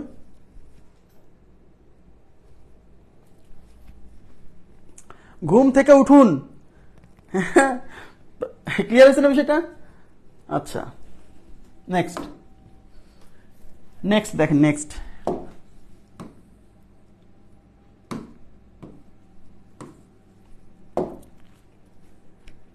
আচ্ছা, এখানে কি বলছে? এখানে বলছে ক, খ ও গ এর বেতনের অনুপাত 7:5:3। ক, খ ও গ এর বেতনের অনুপাত, ক, খ ও গ এর বেতনের অনুপাত 7:5:3। আচ্ছা, খ গ অপেক্ষা 222 টাকা বেশি পায়। খ গ অপেক্ষা 222 টাকা বেশি পায়, তার মানে এখানে এই 222 টাকা কি? এই 222 টাকা হচ্ছে খ এবং গ এর বেতনের পার্থক্য। খ গ অপেক্ষা 222 টাকা বেশি পায়, তার মানে খ বেশি পায় কার চেয়ে? গ এর চেয়ে। কত বেশি? 222 টাকা বেশি। দ্যাট মিন্স খ এবং গ এর বেতনের পার্থক্য 222 টাকা। ঠিক আছে, খ এবং গ এর বেতনের পার্থক্য। রমজান মাস আসছে সামনে, রমজান মাসের মধ্যেও ক্লাস থাকবে, সেটা কোর্স শেষ হয়ে গেলেও সলভ ক্লাস থাকবে। আর রমজান মাসের ক্লাসটা হবে এই সেহরি খাওয়ার পরে, নামাজ কালাম শেষে। কথা বোঝা গেল? আচ্ছা, এবার দেখেন, তাহলে তাহলে এখানে আমি এই যে ক ইস টু খ ইস টু গ কত, ক ইস টু খ ইস টু গ হচ্ছে 7:5:3। তাহলে আমি কি বলতে পারি, তার মানে ক এর বেতন 7, তার মানে এর সাথে x গুণ করলে ধরি ক এর বেতন 7x, রাইট। খ এর বেতন তাহলে 5x, গ এর বেতন তাহলে 3x। এইবার ওকে বলছে কি খ গ অপেক্ষা 222 টাকা বেশি পায়, তার মানে এই যে খ আর এই গ এর বেতনের পার্থক্য 222, তার মানে প্রশ্ন মতে এই যে 5x minus 3x, 5x minus 3x is equal two 222। তার মানে এখানে থাকবে হচ্ছে 2x ইজ ইকুয়াল টু 222। তাহলে x ইজ ইকুয়াল টু এই 2 এই পাশে গুণ আছে ওই পাশে ভাগ হবে, তাহলে 222 ডিভাইডেড বাই 2। তাহলে x ইজ ইকুয়াল টু এই 2 দিয়ে একবার এখানে 111। তার মানে x ইকুয়াল টু কত 111, x এর মান পাইছি আমরা 111,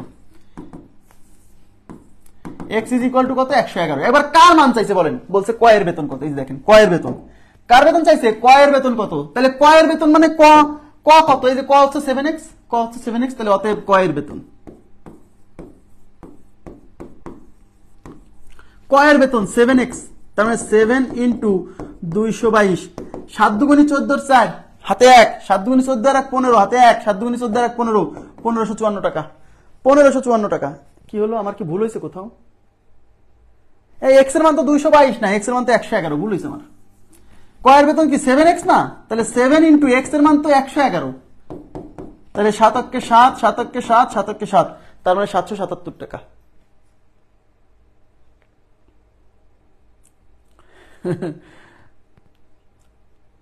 ঘুম থেকে উঠে ক্লাস করতে হচ্ছে, দেখছেন আমি কিন্তু ঠিকই ধরছি যে আপনি ঘুমাচ্ছিলেন, বোঝা গেল, আপনি যে ঘুম থেকে উঠছেন এটা বোঝা গেছে।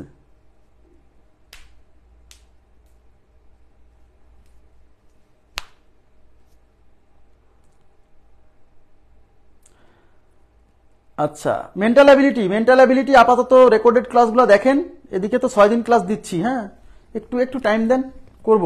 মেন্টাল অ্যাবিলিটি আপাতত রেকর্ডেড ক্লাস দেখেন, আমরা তো সময় পাবো, ঠিক আছে। এবার দেখেন 21 এর পরে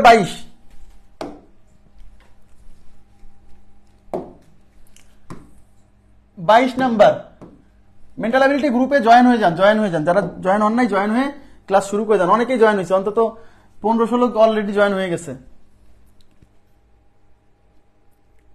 আচ্ছা, এবার কি বলছে 8400 টাকা টোটাল অ্যামাউন্ট, কত টোটাল অ্যামাউন্ট হচ্ছে 8400 টাকা, এ বি সি ও ডি, আচ্ছা 3 জন ব্যক্তি এ বি সি ও ডি, এদের মধ্যে 8400 টাকা ডিস্ট্রিবিউট করে দেওয়া হয়েছে, এমন ভাবে ডিস্ট্রিবিউট করে দেওয়া হলো যেন এ ও বি, এই যে দেখেন এ ও বি তারপরে কমা আছে কিন্তু, বি ও সি এবং সি ও ডি এর ভাগের অনুপাত 2:3, 4:5 এবং 6:7। বলছে এ কত টাকা পেল। সব সময় মাথায় রাখবেন, এরকম যদি কোশ্চেন আসে প্রথম কাজ হচ্ছে আপনাকে ধারাবাহিক অনুপাত প্রস্তুত করা,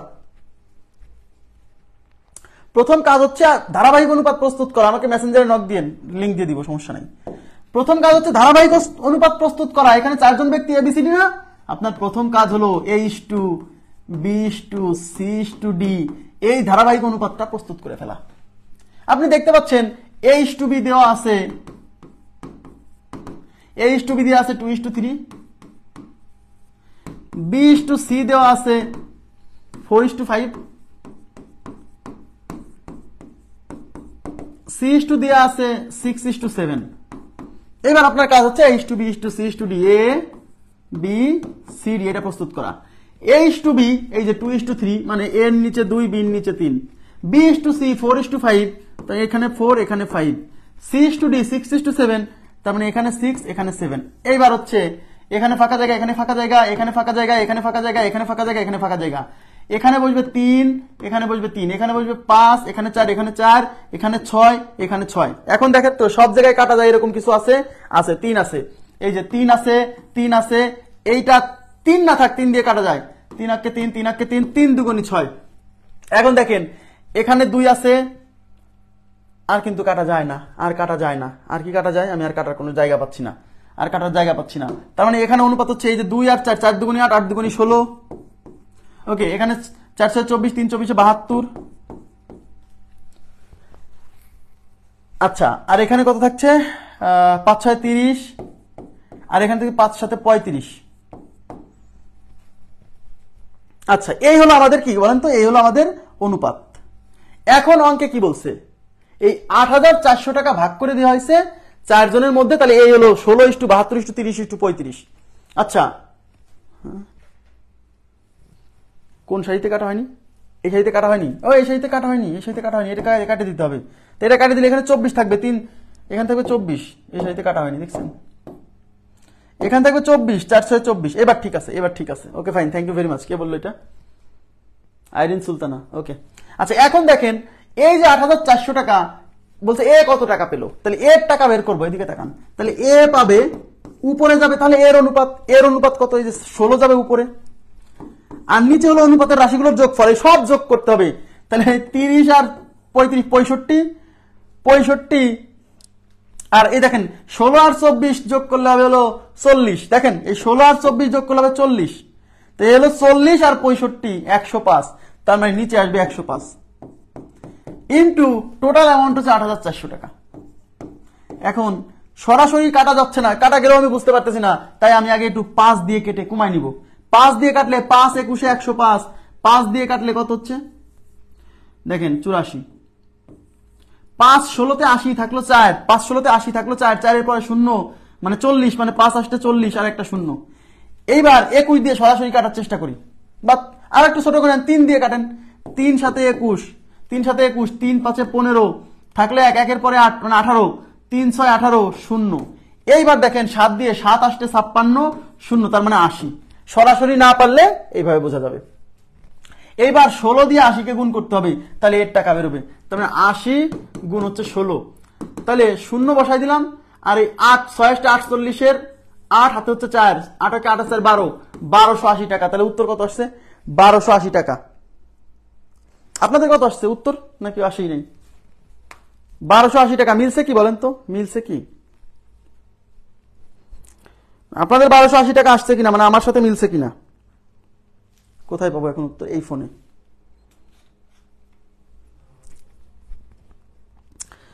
আমি একটু দেখে নিচ্ছি, হ্যাঁ। না মিললে তো আবার বিপদ, না মিললে তো আপনাকে করে দিতে হবে।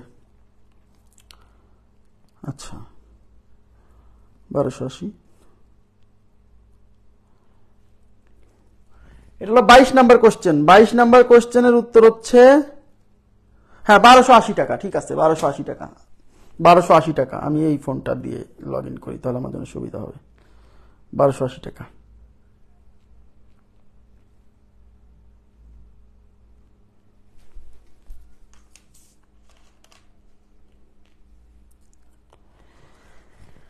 আচ্ছা, ঠিক আছে, তাহলে আপনারা আশা করি বুঝছেন। তাই এই টাইপের প্রশ্ন, এটা তো একটা ভাস্ট, একটা বড় একটা অঙ্ক, লিখিত টাইপ প্রশ্ন। তো প্রথম আমি আবার বলছি, এরকম যদি অনুপাত আলাদা আলাদা দেওয়া থাকে, আপনার প্রথম কাজ হচ্ছে ধারাবাহিক অনুপাত প্রস্তুত করা। ধারাবাহিক অনুপাত প্রস্তুত করে তারপরে যেভাবে ডেটা দেওয়া থাকবে সেভাবে আপনাকে করতে হবে, ওকে? আচ্ছা, এবার আমি চলে যাচ্ছি পরবর্তী কোশ্চেনে। এখানে কাটাকাটি যারা বোঝেন না, আমি কাটাকাটিতে আরেকবার দেখাই দিই। এখানে কাটাকাটি ছিল, উপরে ছিল হচ্ছে 16, নিচে 105, আর এখানে ছিল 8400। আপনি শিওর থাকবেন যে 105 দিয়ে কাটা যাবে, এগুলো অঙ্কে ফ্র্যাকশন আসে না, বুঝেন নাই? এখন দেখে বোঝা যাচ্ছে, আমি কিন্তু দেখে বুঝতেছি যে এই এখানে 100, মনে মনে 100 চিন্তা করেন, 100 চিন্তা করেন, 100 দিয়ে 800-র মধ্যে যায় 8 বার, আর এই যে 5 আর 8 বার দিচ্ছেন, 5 আসতে 40, মানে 840, মানে এইটা দিয়ে 840 যাবে হলো 8 বার। কথা কি বুঝছেন? বোঝা যাচ্ছে। তারপর না বুঝলে সমস্যা নাই, 5 দিয়ে কাটেন, 5 21 105, 5 দিয়ে 84 কে ভাগ করলে 5 16তে 80 থাকলো 4, 4 এর পরে 0 মানে 40, 5 আসতে 40 0। এবার 21 দিয়ে এটা কাটা যায়, আপনি বুঝতেছেন না, ওকে ফাইন, তাহলে আরো ছোট করেন, 3 দিয়ে কাটেন, 3 7 21, 3 দিয়ে কাটলে 3 5 15 থাকলো হচ্ছে 1, 1 এর পরে 8 মানে 18, 3 6 18, একটা 0 এই যে বসে গেল। এবার 7 দিয়ে 56 যায় 8 বার, 27 56, এই হলো 16 আর এই হলো 80, 16 আর 80 গুণ করলে 1280। ক্লিয়ার? এবার আমি চলে যাচ্ছি 23 নাম্বার প্রশ্নে। 23 নাম্বার প্রশ্নে দেখেন, এইখানে আরেকটু টুইস্ট আছে, বুঝতে হবে। আস্তে আস্তে টুইস্টের মধ্যে আমরা যাচ্ছি, হ্যাঁ। 700 টাকা ক খ ও গ এর মধ্যে এমন ভাবে ভাগ করে দেওয়া হলো যেন ক পায় খ এর অর্ধেক, খ পায় গ এর অর্ধেক, তাহলে গ কত টাকা পায়? এই টাইপের যে প্রশ্নই আসুক, শুধু এই চ্যাপ্টার না ভাইয়া, লাভ ক্ষতি হোক, শতকরা হোক, যেখানেই হোক, যে টাইপের প্রশ্নই আসুক, যারা এক্স ধরে করে যে ক পায় খ এর অর্ধেক, তাহলে ছোট অল্প যে পায় তারটা এক্স ধরলো, পরেরটা x/2 ধরলো। এটা করবেন না, এটা করবেন না। এখন থেকে মাথায় ঢোকাই নেন, এই যে একজন আর একজনের অর্ধেক পায় বা দ্বিগুণ পায় বা 3 গুণ পায়, এগুলো সব এখন থেকে অনুপাত দিয়ে করবেন। এখন থেকে সব অনুপাত দিয়ে করবেন। কারোরটা x আর একটা x/2 এগুলো ধরবেন না, অনুপাত দিয়ে করবেন। এই যে প্রথম যে অংশটা দেখেন তো, সব অনুপাত দিয়ে মিলবে, সব, শুধু এই চ্যাপ্টার না, অন্য চ্যাপ্টারেও। এই অংশে কি বলছে, ক পায় খ এর অর্ধেক, খ পায় গ এর অর্ধেক। তাকান এদিকে, তাকান। তার মানে এই জায়গাতে খ আর ক আর খ এর সাথে রিলেশন দেওয়া আছে। ক পায় খ এর অর্ধেক, তাহলে আমাকে বলেন, আমি যদি বলি ক ইস টু খ, কত লিখবো বলেন, আপনিই বলেন। ক পায় খ এর অর্ধেক, তার মানে একজন যদি 1 টাকা পায় আর একজন পাবে 2 টাকা, এই তো। কিন্তু কে 1 টাকা পাবে, কে 2 টাকা পাবে, এইটুক শুধু আইডেন্টিফাই করতে হবে। ক পায় খ এর অর্ধেক, তার মানে খ যা পাবে ক পাবে তার অর্ধেক, তার মানে বেশি পাবে কে। এদিকে তাকান, আপনি টেনশন করবেন না যে কারটা 1 দিব কারটা 2 দিব।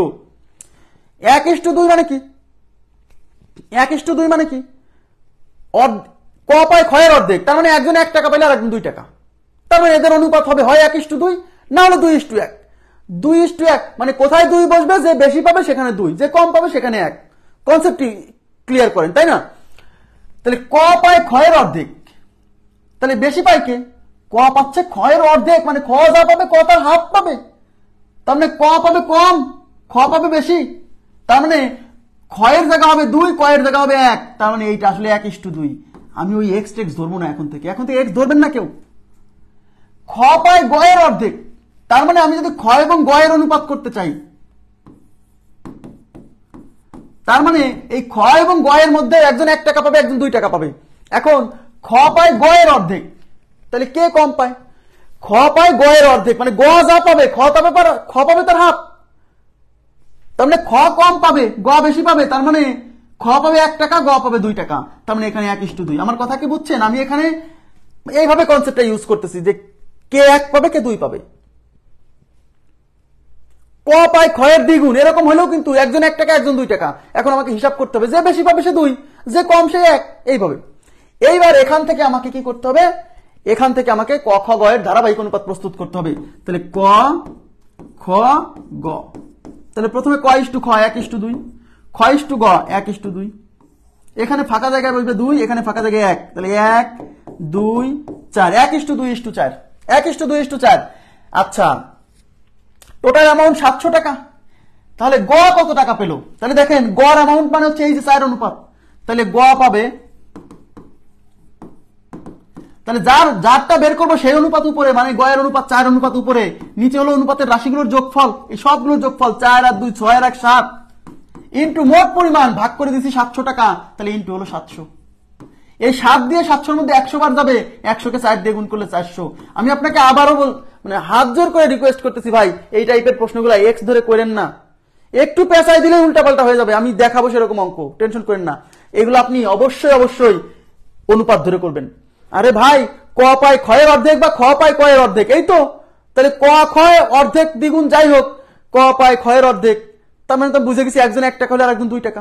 তার মানে এদের অনুপাত 1:2 অথবা 2:1। এখন 1:2 হবে না 2:1 হবে, এটা তো টেনশন করবেন না। আপনি লিখবেন ক ইস টু খ। লেখার পর এখন কোথায় 1 দিবেন, কোথায় 2 দিবেন, যে বেশি পাবে সেখানে 2 দিবেন, যে কম পাবে সেখানে 1 দিবেন। ক্লিয়ার? ওকে, আশা করি বুঝছেন। নেক্সট,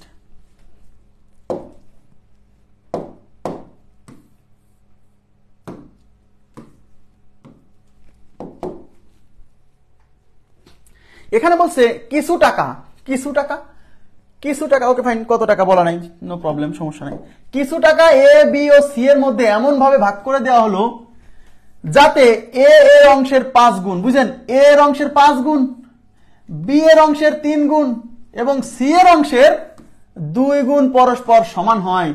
বলছে এ বি ও সি এর অংশগুলির অনুপাত কত। কিছু টাকা ভাগ করে দিছে, কত টাকা ভাগ করে দিছে এটা আমাদের অঙ্কে লাগবে না, কারণ অঙ্কে টাকার অ্যামাউন্টটা আর বের করতে বলেনি, বলছে এদের টাকার অ্যামাউন্টের অনুপাত কত, অনুপাত বের করতে বলছে। তাহলে কি বলছে, একটা শর্ত দিছে যে এ এর অংশের 5 গুণ, মানে এ এর অংশের 5 গুণ, তার মানে এ যা পাবে তার সাথে 5 গুণ। তাহলে এ এর অংশকে আমরা এ দ্বারাই প্রকাশ করি। তাহলে এর অংশ যদি এ হয়, এই এর সাথে 5 গুণ। বি এর অংশের 3 গুণ, তাহলে বি এর অংশকে আমি যদি বি ধরি, তাহলে বি এর অংশের 3 গুণ মানে বি এর সাথে 3 গুণ। সি এর অংশের 2 গুণ, তাহলে সি এর অংশকে যদি সি ধরি তাহলে সি এর অংশের 2 গুণ মানে সি এর সাথে 2 গুণ।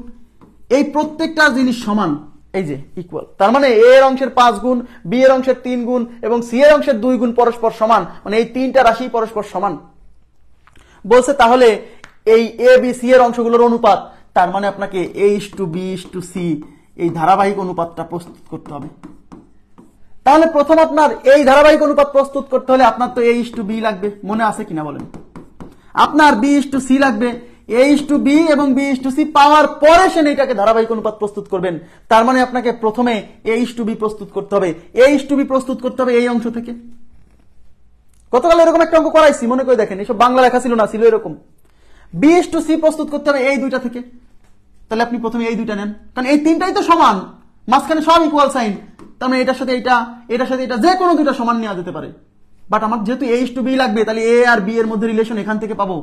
তাহলে A:5 is equal two B:3। এবার A B এক পাশে নিয়ে আসেন, তাহলে এই পাশে A আছে, B ওই পাশে গুণ আছে, এই পাশে এসে ভাগ হবে। ওই পাশে আছে 3, এই 5 এই পাশে গুণ ছিল, এই পাশে ভাগ হবে। তার মানে A/B মানে তো A:B কত? 3:5। তাহলে A:B বের হলো 3:5। একইভাবে আমাকে এইটার সাথে এইটা নিব, এই যে B:3 ইজ ইকুয়াল টু কি? C:2। এখান থেকে আমরা B:C বের করবো। তাহলে এই পাশে B থাকলো, C এই পাশে গুণ আছে, এই পাশে ভাগ হবে। ওই পাশে 2 ছিল থাকবে, 3 এই পাশে গুণ ছিল, ওই পাশে ভাগ হবে। তাহলে B:C ইজ ইকুয়াল টু 2:3। এই যে আমরা A:B পাইছি, B:C পাইছি। এবার আমরা ABC এর ধারাবাহিক অনুপাত প্রস্তুত করব। ABC, তাহলে A:B কত? A:B হচ্ছে 3:5, তাহলে এখানে 3:5 বসবে। B:C কত? 2:3, তাহলে এখানে 2:3 বসবে। এই ফাঁকা জায়গায় বসবে, এই যে এখানে আছে 5, বসলো 5। এই ফাঁকা জায়গায় এখানে আছে 2, এখানে বসবে হচ্ছে 2। ক্লিয়ার? 3 দুগুণী 6, 5 দুগুণী 10, 3 5 15। তার মানে 6:10:15 এটা হচ্ছে ABC এর অনুপাত। ক্লিয়ার বিষয়টা? 6:10:15। আশা করি বুঝতে পারছেন। 20 সেকেন্ড সময় দেন, একটু পানি খেয়ে নিই। আচ্ছা, আপনাদেরকে একটা করতে দেই, ততক্ষণ দেখি এর পরের অঙ্কটা কি অঙ্ক তাই বুঝে দিই। হ্যাঁ হ্যাঁ, এটা করেন, এটা করেন, আমি ততক্ষণ পানি খেয়ে ফেলি।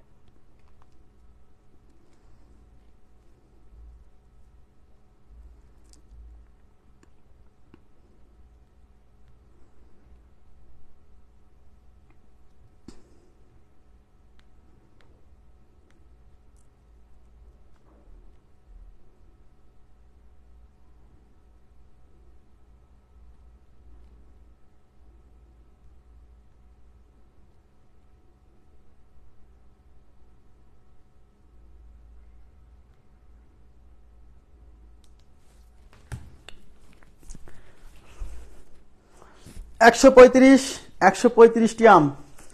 আপনি আম পাইলেন কোথায় সীমান্ত? হ্যাঁ রে আল্লাহ, রে আল্লাহ, এরা কিভাবে এত কমেন্ট করে ক্লাসের মধ্যে? ক্লাসের আগেই এইসব পাই কোথায়? ক্লাসের মধ্যে খুঁজে পাই কোন, পান কোথায় আপনারা বলেন তো? আচ্ছা ঠিক আছে, আমরা ক্লাসটা করি, সমস্যা নেই। আচ্ছা, এখানে কি বলছে? 261টি আম। তার মানে টোটাল আম, এবার ভাগ হচ্ছে আম, টাকা না, এবার কিন্তু ভাগ হবে আম। ঠিক আছে? 261টি আম 3 ভাইয়ের মধ্যে এই অনুপাতে ভাগ করে দেওয়া হয়েছে। দিলে প্রথম ভাই কতটি আম পাবে? প্রথম ভাই কতটি আম পাবে? তাহলে প্রথমে যেহেতু এখানে ভগ্নাংশ অনুপাত আছে, আমাদের প্রথম কাজ হচ্ছে ওই ভগ্নাংশ অনুপাতকে আগে আমাদেরকে পূর্ণ সংখ্যার অনুপাতে কনভার্ট করতে হবে। তাহলে এখানে ভগ্নাংশ অনুপাত হচ্ছে 1/3:1/5:1/9। এখন এই ভগ্নাংশ অনুপাতকে যদি আমরা পূর্ণ সংখ্যার অনুপাতে কনভার্ট করতে যাই, তাহলে এই যে কি করতে হবে? এগুলার লসাগু। এগুলার লসাগু কত? 5 আর 9 গুণ করলে 5 9 45। তার মানে এদের লসাগু হচ্ছে 45। 45 দিয়ে উপরে গুণ করেন, নিচে 3, উপরে 1 গুণ 45, নিচে হচ্ছে 5, উপরে 1 গুণ 45, নিচে হচ্ছে 9। এই 3 দিয়ে 45 যাবে 15 বার, এই 5 দিয়ে এটা যাবে 9 বার, এই 9 দিয়ে এটা যাবে 5 বার। তার মানে 15:9:15, সরি 5। এই হলো 3 ভাইয়ের আমের অনুপাত, আম ভাগ হবে এই অনুপাতে। অঙ্কে বলছে প্রথম ভাই কত পাবে, তাহলে প্রথম ভাই মানে হচ্ছে প্রথম অনুপাতটা, তাহলে অতএব প্রথম ভাই পাবে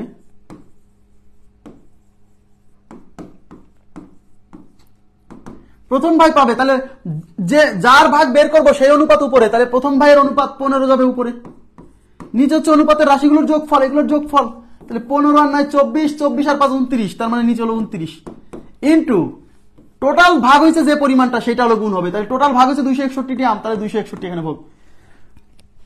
এখন এই 29 দিয়ে 261 কে কাটতে যায়, অবস্থা খারাপ হওয়ার দরকার নেই। আপনি শিওর থাকেন যে 29 দিয়ে 261 কাটা যাবে, কারণ আম নিশ্চয়ই কেটে কেটে ভাগ করবে না, সব মানে আম নিশ্চয়ই নিঃশেষে বিভাজ্য হবে, কারণ কেটে কেটে তার দিবে না, এটা দিয়ে এটা ভাগ যাবে, এটা শিওর থাকেন।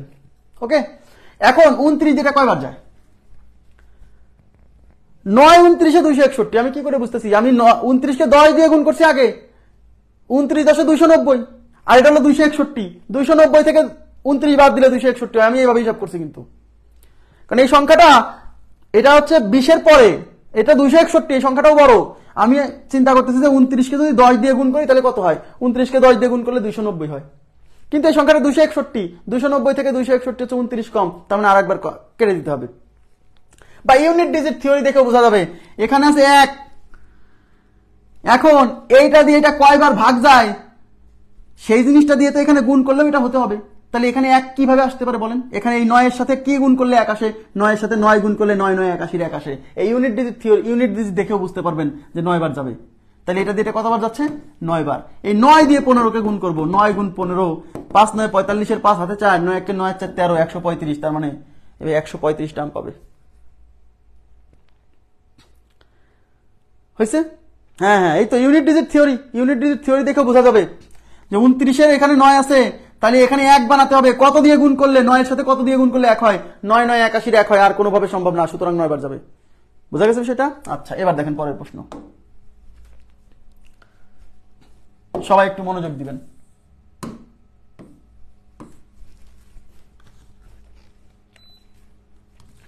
বলছে একটি পরীক্ষায় 132 জন শিক্ষার্থীর মধ্যে, একটা পরীক্ষায় টোটাল শিক্ষার্থীর সংখ্যা হচ্ছে 132 জন, 32 জন শিক্ষার্থীর মধ্যে পাস ও ফেল করা শিক্ষার্থীর অনুপাত 9:2, পাস ও ফেল করা শিক্ষার্থীর অনুপাত 9:2, যদি আরো 4 জন শিক্ষার্থী বেশি পাস করতো, সবাই এখানে তাকান, এই অঙ্কটা অনেকে ভুল করে, একটা জায়গাতে ভুল হয়, সেই জায়গাটা আমি আজকে বোঝাই দিব, হ্যাঁ সেই জায়গাটা ধরাই দিব। যদি আরো 4 জন শিক্ষার্থী বেশি পাস করতো তাহলে তাদের অনুপাত মানে ওই পাস ফেলের অনুপাতটা কত হতো, তার মানে এখানে কিন্তু ভাইয়া 132 জন শিক্ষার্থীর মধ্যে কিছু পাস করছে কিছু ফেল করছে, সেই পাস আর ফেলের অনুপাত হচ্ছে 9:2, তাহলে আমাকে বলেন তো এই যে পাস ফেলের অনুপাত যে 9:2, এই অনুপাত থেকে কি আমরা বের করে ফেলতে পারবো না কতজন পাস করছে কতজন ফেল করছে? পারবো না? পারবো। তাহলে আমি প্রথমে কি করবো জানেন, প্রথমে এই 132 জনের মধ্যে, এদিকে তাকান, এই যে 132 জন, এই 132 জন 9:2, এদিকে তাকান, 9:2 অনুপাতে পাস ফেল করছে, তাহলে আমি কি বলতে পারি যে pass is equal two 9x, এই যে পাস 9x, কারণ পাসের অনুপাত 9, আর ফেল কত, ফেল হচ্ছে 2x, ফেল। এবার কি বলতে পারি না, এই 9x আর 2x এর যোগফল হলো 132, কিংবা আপনি এভাবে করার দরকার নাই, আমি একবারে পাস বের করে ফেলবো, x এর মান বের করবো, pass equal to pass is to fail, এই যে পাস ইজ টু ফেল 9:2, এটা দেওয়া আছে। তাহলে আমি যখন পাস বের করবো তাহলে পাসের অনুপাতটা উপরে, মানে 9 যাবে উপরে, নিচে কি এই অনুপাতের রাশিগুলোর যোগফল, 9 আর 2 কত, 11, ইন্টু হচ্ছে মোট পরিমাণ, মানে শিক্ষার্থীর মোট পরিমাণ 132, এই 11 দিয়ে 13 এর মধ্যে একবার যায়, থাকে 2 এর পরে 2 মানে 22, 11 2 22, 9 আর 12 গুণ করলে 9 12 108 জন, তার মানে পাস করছে 108 জন। এইবার হচ্ছে আমরা ফেইল বের করবো, তাহলে ফেইল যখন বের করবো তাহলে ফেইলের অনুপাত উপরে, ফেইল করছে 2 জন, তাহলে 2 উপরে, নিচে হচ্ছে অনুপাতের রাশিগুলোর যোগফল, 9 আর 2 11, ইন্টু হচ্ছে মোট শিক্ষার্থী 132 জন, এটা যেটা যাবে 12 বার, 12 2 24, আমরা কি বের করে ফেললাম, আমরা এই 132 জনের মধ্যে পাস কতজন করছে আর ফেল কতজন করছে বের করে ফেলছি। এইবার অঙ্কে কি বলছে, অঙ্কে বলছে যদি আরো 4 জন বেশি পাস করতো, এদিকে তাকান, এইবার এদিকে তাকান, এদিকে যদি আরো 4 জন বেশি পাস করত,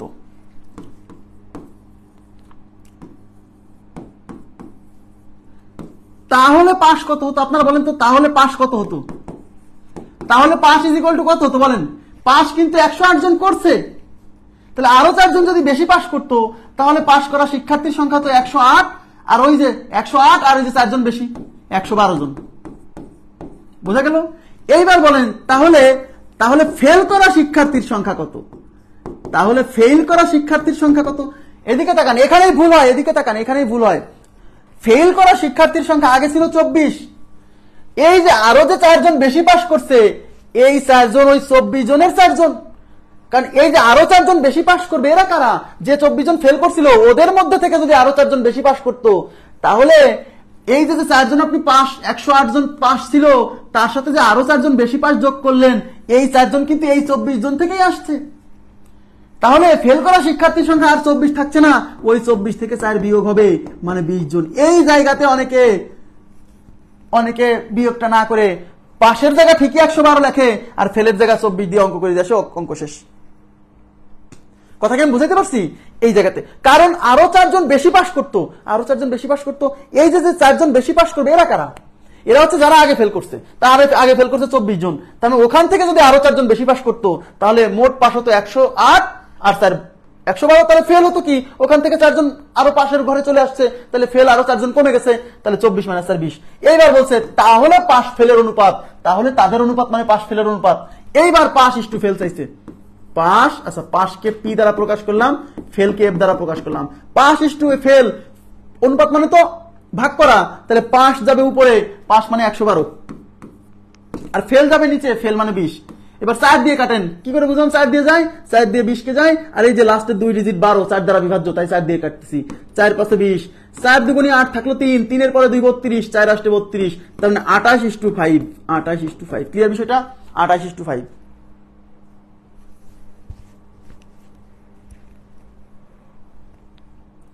হয়েছে? হ্যাঁ, 28:5। ক্লিয়ার হয়েছে বিষয়টা? আশা করি বুঝছেন। আচ্ছা, তার মানে এই যে 132 জন শিক্ষার্থীকে আগে অ্যানালাইসিস করলাম যে মোট শিক্ষার্থী 132, তার মধ্যে কয়জন পাস করছে কয়জন ফেল করছে ওইটা আগে বের করলাম। ওইটা বের করার পরে বলছেন না, যদি আরো 4 জন বেশি পাস করতো তাহলে তাদের অনুপাত কত হতো? তাহলে আরো 4 জন বেশি পাস করলে পাশের সাথে 4 যোগ হবে, ফেল থেকে 4 জন বিয়োগ হবে, কারণ ওই 4 জন তো তারাই যারা আগে ফেল করা ছিল, রাইট? আচ্ছা, এবার যাচ্ছি পরবর্তী প্রশ্নে। দেখেন,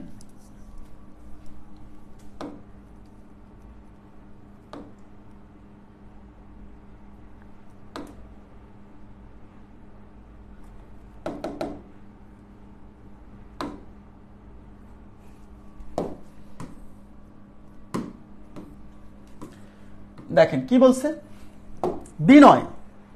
আচ্ছা, একজন শিক্ষার্থীর নাম হচ্ছে বিনয়, সে কি করছে? সে পরীক্ষা দিছে।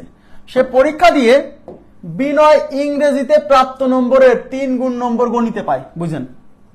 এই গুণ টুন আসলে পারে সব অনুপাত দিয়ে করব, এখন থেকে গুণ আসলে অনুপাত দিয়ে করবো আমরা, ওকে? এক্স ধরে করার চেষ্টা করব না। তাহলে বিনয় ইংরেজিতে প্রাপ্ত নম্বরের 3 গুণ নম্বর গণিতে পায়। ভালো ছাত্র, ইংরেজিতে খারাপ কিন্তু গণিতে ভালো। ইংরেজিতে প্রাপ্ত নম্বরের 3 গুণ নম্বর গণিতে পায়, মানে ইংরেজিতে যা পাইছে ইংরেজিতে গণিতে তার 3 গুণ পাইছে, তার মানে ইংরেজিতে 1 পাইলে গণিতে পাইছে 3 অনুপাতের ক্ষেত্রে, রাইট? তাহলে আমরা কি করব? বিনয় ইংরেজিতে প্রাপ্ত নম্বরের 3 গুণ নম্বর গণিতে পায়। গণিত ও ইতিহাসে তার প্রাপ্ত নম্বরের অনুপাত হচ্ছে 4:3। তার মানে 4:3 কিসের অনুপাত? এই যে এই 4:3 হচ্ছে গণিত ও ইতিহাস। তাহলে ম্যাথ ইস টু হিস্ট্রি, এই যে ম্যাথ ইস টু হিস্ট্রি কত? 4:3। Okay fine, math is to history হচ্ছে 4:3, ঠিক আছে? আচ্ছা, এখন কি বলছে? বিনয় ইংরেজিতে প্রাপ্ত নম্বরের 3 গুণ নম্বর গণিতে পায়। তার মানে এই যে এখানে কার কার অনুপাত? এটা হচ্ছে ইংরেজির সাথে গণিতের। তার মানে আমি কি বলতে পারি? এদিকে তাকান, এদিকে ইংরেজি ম্যাথ ইস টু ইংলিশ। ইংরেজিতে প্রাপ্ত নম্বরের 3 গুণ নম্বর গণিতে পায়, তার মানে ইংরেজিতে 1 পাইলে ম্যাথে পাবে 3, তার মানে এটা হচ্ছে 3:1। এখানে দেখেন, এবার বলছে যদি সে গণিত, ইংরেজি ও ইতিহাসে মোট 250 নম্বর পায়, তার মানে এই 250 নম্বর হচ্ছে এই 3 সাবজেক্টের যোগফল। তাহলে সে ইংরেজিতে কত নম্বর পায়? তাহলে আপনি বুঝে গেছেন এটা হলো ম্যাথ ইস টু হিস্ট্রি, এটা হচ্ছে ম্যাথ ইস টু ইংলিশ। আপনার প্রথম কাজ হচ্ছে এই তিনজনের সাহায্যে একটা ধারাবাহিক অনুপাত প্রস্তুত করে ফেলা, ধারাবাহিক অনুপাত প্রস্তুত করে ফেলা। তাহলে আমাকে বলেন এখানে কমন রাশি কে? কমন রাশি হলো ম্যাথ, তাহলে কমন রাশিকে মাঝখানে রাখতে হয়, মনে আছে? অথবা আপনি যেহেতু এটা দুইটা অনুপাত, এটা করে ফেলেন। ম্যাথের মান এখানে হচ্ছে 4, ম্যাথের মান এখানে হচ্ছে 3, তাহলে আমি কি বলছিলাম? এই 3 দিয়ে এখানে গুণ করতে হবে, আর এই 4 দিয়ে এখানে গুণ করতে হবে। গুণ করে দেন, 4 দিয়ে এখানে গুণ করলে 3 4 হবে 12, আর 4 8 4। 3 দিয়ে এখানে গুণ করলে হবে 3 4 12, আর 3 3 9। তার মানে math is to history is to English, এই যে ইজ ইকুয়াল টু ম্যাথের মান কত? ম্যাথের মান এই যে দেখেন, এই যে প্রথমটা ম্যাথ 12, এখানেও কিন্তু ম্যাথের মান এই যে 12, তাহলে ম্যাথ ইস 12। হিস্ট্রি কত? হিস্ট্রিতে এই যে এখানে 9, ওকে। ইস টু ইংলিশ কত? ইংলিশ এই যে এখানে আছে, এই যে লাস্টে 4, তার মানে 12 ইস টু 9 ইস টু 4। এইবার এই যে 250, এই 250 কি জানেন? এই 250 হচ্ছে তার ম্যাথ, হিস্ট্রি এবং ইংরেজির মোট নম্বর। তাহলে ম্যাথে পায় 12, তাহলে আমি ধরে নিলাম ম্যাথে পায় 12x নম্বর, হিস্ট্রিতে পায় 9x নম্বর, ইংরেজিতে পায় 4x নম্বর। এই তিনটা নম্বরের যোগফল হলো 250। তাহলে প্রশ্ন মতে 12x plus 9x plus 4x is equal two 250। এবার 9 আর 12 হচ্ছে 21, 21 আর 25, তাহলে 25x ইজ ইকুয়াল টু 250। তাহলে x ইজ ইকুয়াল টু ওই পাশে আছে 250, এই পাশে এই 25 এই পাশে ভাগ হবে, 25 অক্ষে 25, একটা শূন্য থেকে গেল 10, তাহলে x is equal two 10। x এর ভ্যালু 10। এই x এর মান এখন এখানে বসাই দেন। কি চাইছে? তবে ইংরেজিতে প্রাপ্ত নম্বর চাইছে, ইংরেজিতে নম্বর। তাহলে ইংরেজির নম্বর কোনটা? এই যে ইংরেজির নম্বর, এই যে 4x। তাহলে অতএব ইংরেজিতে পায় is equal two 4x is equal two 4 into x এর মান 25, 4 25 কত? 100 নম্বর পাইছে ইংরেজিতে। ইংরেজিতে পাইছে 100 নম্বর। আরে না, x এর মান তো 10, x এর মান তো 10, তাহলে 4 ইন্টু x এর মান 10, 4 10 40, তার মানে x 40 নম্বর পাইছে। বুঝছেন কি বিষয়টা? তাহলে এই টাইপের প্রশ্ন আপনারা, আমি আবার বলছি, এই গুণ টাইপের প্রশ্ন আসলে অবশ্যই অনুপাত দিয়ে করবেন, অনুপাত দিয়ে করা সহজ।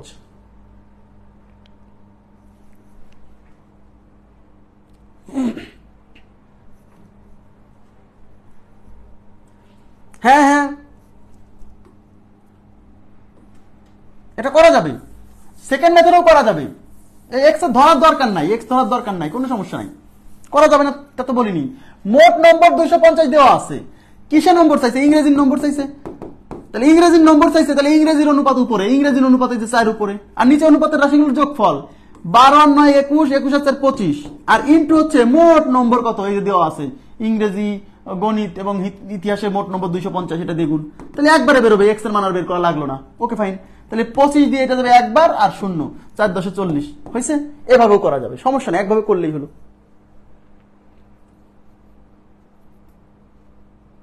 সেকেন্ডের একটা মাথায় আসলেই হলো, সমস্যা নাই। ক্লিয়ার হয়েছে না? এবার আমরা চলে যাচ্ছি পরবর্তী প্রশ্নে। পরবর্তী প্রশ্নে আছে পরবর্তী প্রশ্ন এখন তো করানো যাবে না।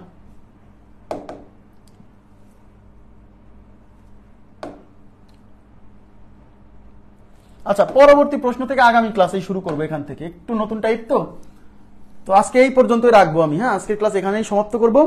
আমরা আগামীকালকের ক্লাসে অনুপাতের মূল জায়গাটা, হ্যাঁ অনুপাতের মূল জায়গাটা, মানে জটিল জটিল কিছু অঙ্ক আছে, মিশ্রণের অঙ্ক আছে, দেখবেন যে তামা মিশ্রিত একটি গয়নায় সোনা এবং তামার অনুপাত এত, তারপর হচ্ছে পেট্রোল এবং কেরোসিনের অনুপাত এত, এরকম কিছু অঙ্ক আছে না, এগুলো খুব গুরুত্বপূর্ণ, মানে প্রিলিমিনারি পরীক্ষায় আসে, লিখিত পরীক্ষায় আসে। তো আমরা আগামীকাল এইগুলা দিয়ে শুরু করব। তো আজকের মতো এই পর্যন্তই রাখবো। ভালো থাকবেন সবাই, আল্লাহ হাফেজ, শুভরাত্রি।